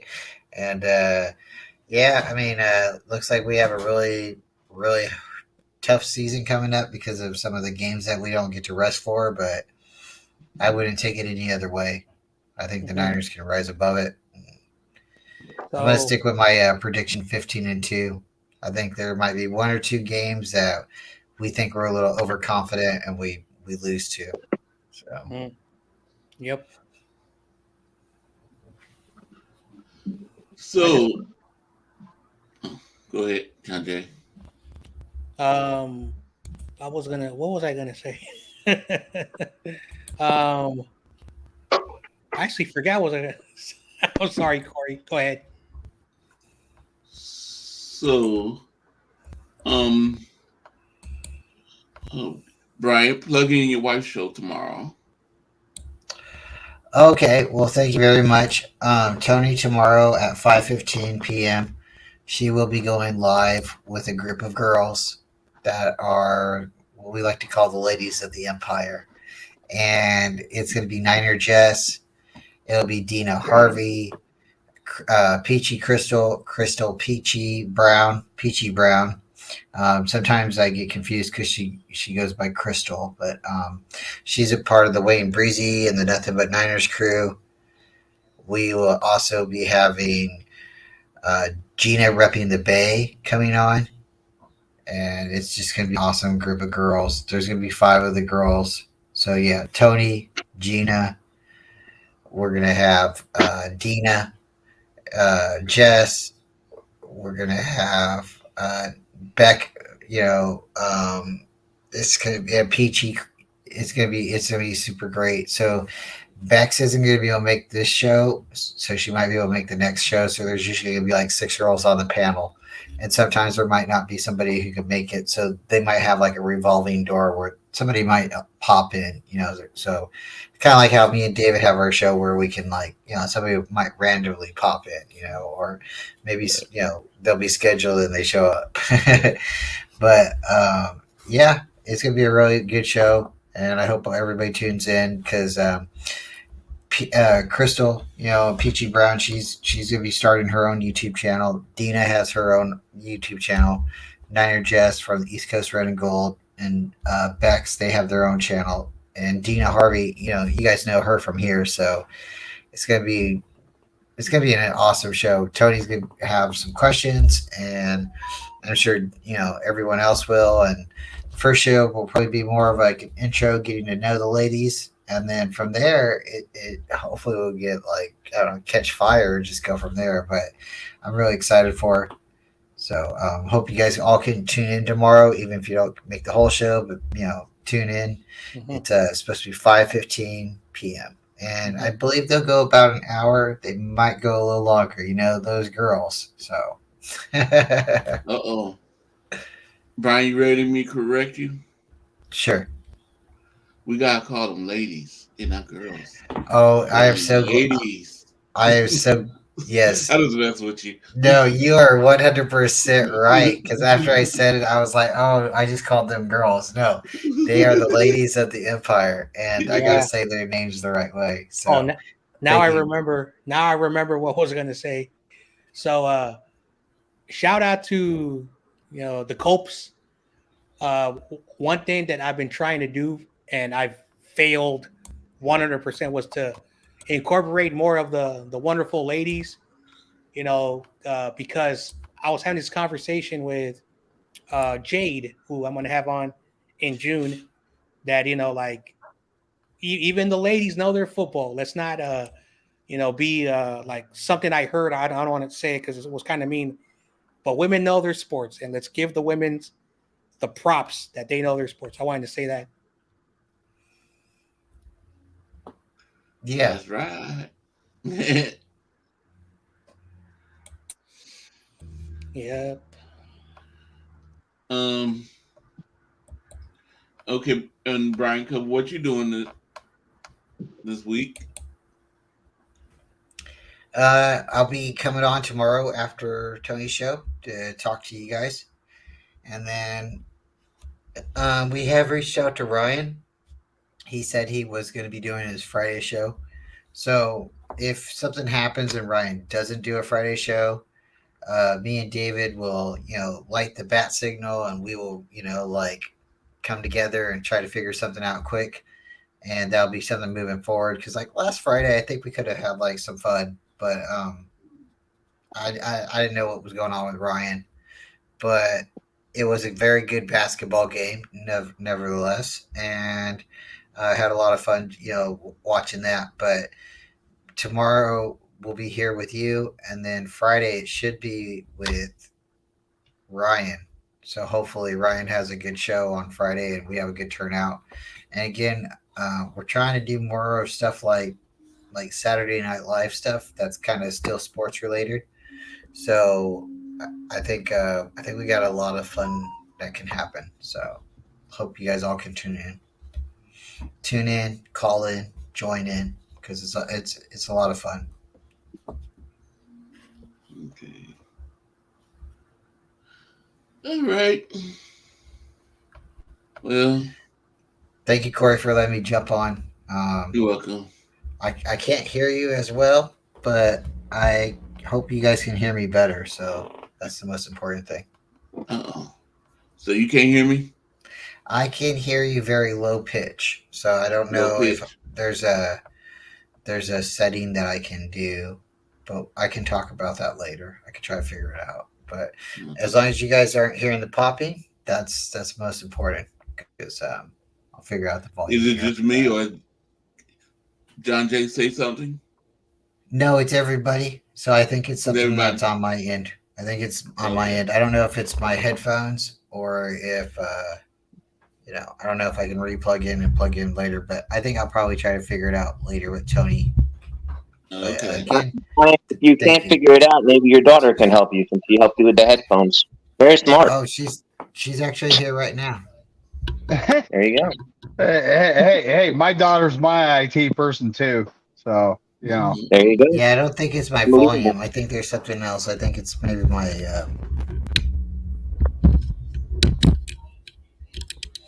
when it comes down to it, she's in Belize though, so I have Oh wow. Yeah, I have to figure everything out myself. Hi, Lily. Is that Lily? She said hi. Really? But yeah, appreciate you guys, and go Niners. Go Niners. Go Niners. Niners. Silence the Lambs. Well, Thank you, everybody. Fuck the Rams. That's right. Thank you, everybody, for coming on. Thank you, everybody in the chat. Thank you, YTC. Thank you, Jeff. Thank you, David McKnight. Thank you, John J. Thank you, Brian. Thank you, No More Sports. Thank you, TOP, Tony Cup, Rudy, Steve-O, Damian Lee, and Bebop Jones. I'd like to thank all of y'all for coming in. And I hope to see everybody tomorrow for the 49 Trivia at 8 p.m. Pacific Time. And NCG, thank you.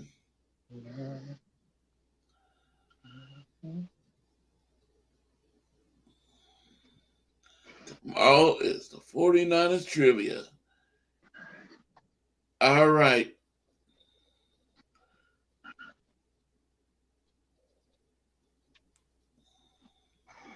I'm about to bring up, I'm in the music, and I'll cut it off. I like your All right, montage, guys. by the way, Corey. Huh? Have a good I like your night, guys. montage. I'll see you Good guys. night. I'll see you guys tomorrow. Go Niners and fuck the Rams. I gotta All get right. it. Oh yeah, Corey, I like your montage. Really cool. When you open and close. Okay, yeah. Thank you. That's John Jay made it for me. It's really cool, John Jen. You got a lot of skills there. I was very impressed. Oh, well, now it's my turn. Now it's my turn to go because I got to be up in the morning. So you guys enjoy the rest of the stream. I'll see I'm you about to cut it tomorrow. off. Yeah. So, Have a good All night, right. John Jen. okay. Hello. All right. Corey, it's just us two chickens. And let me see a cup one. Hold on.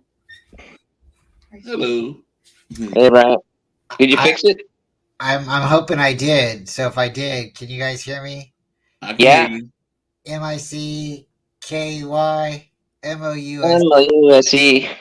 Now it's Mickey Mouse. time to say goodbye to all our company. Thank you, Mhm. Corey. I I never you. heard that last part, Brian. That's interesting. Yeah, that's from the Mickey Mouse Clubhouse. So, I know, hopefully, but I never heard that last part. I didn't know that was part of the song. I hope I stuttered enough so you don't get copyrighted, Corey. Now, Brian, we can't take you anywhere. So can you hear us now loud and clearly, or? Yeah, I was trying to figure out what the right options was, and now I finally got it where it's coming from the computer. Brian, did your daughter end up helping you with that in the end? Yeah, she did. She said, "Dad, pull Yeah, the earplug." didn't I tell you? As I said it, she was. My daughter said you got them plugged in too close to your brain, Dad. You can't hear nothing, so I had to pull them. Oh, wow. Thanks, Corey. I'll talk to you later, and All right. we'll see each other tomorrow. And Jeff, thanks Yeah. for coming. It's always good to see you. You have a good night, guys. Always a Good pleasure. night. Yeah, good to see you. Corey, it's just us two chickens now. Yeah, you go ahead and cut off because I'm about to cut off now because I'm about to do my starting music and then cut out. No, but if I stay on, can I see your starting music? Because I like that. Is it okay if I watch it? I think you can still see in the background. I can still see in the background. Okay, so if you put us in the background, I still want to see that montage. It's really cool. Okay. Let me see. Can you see it?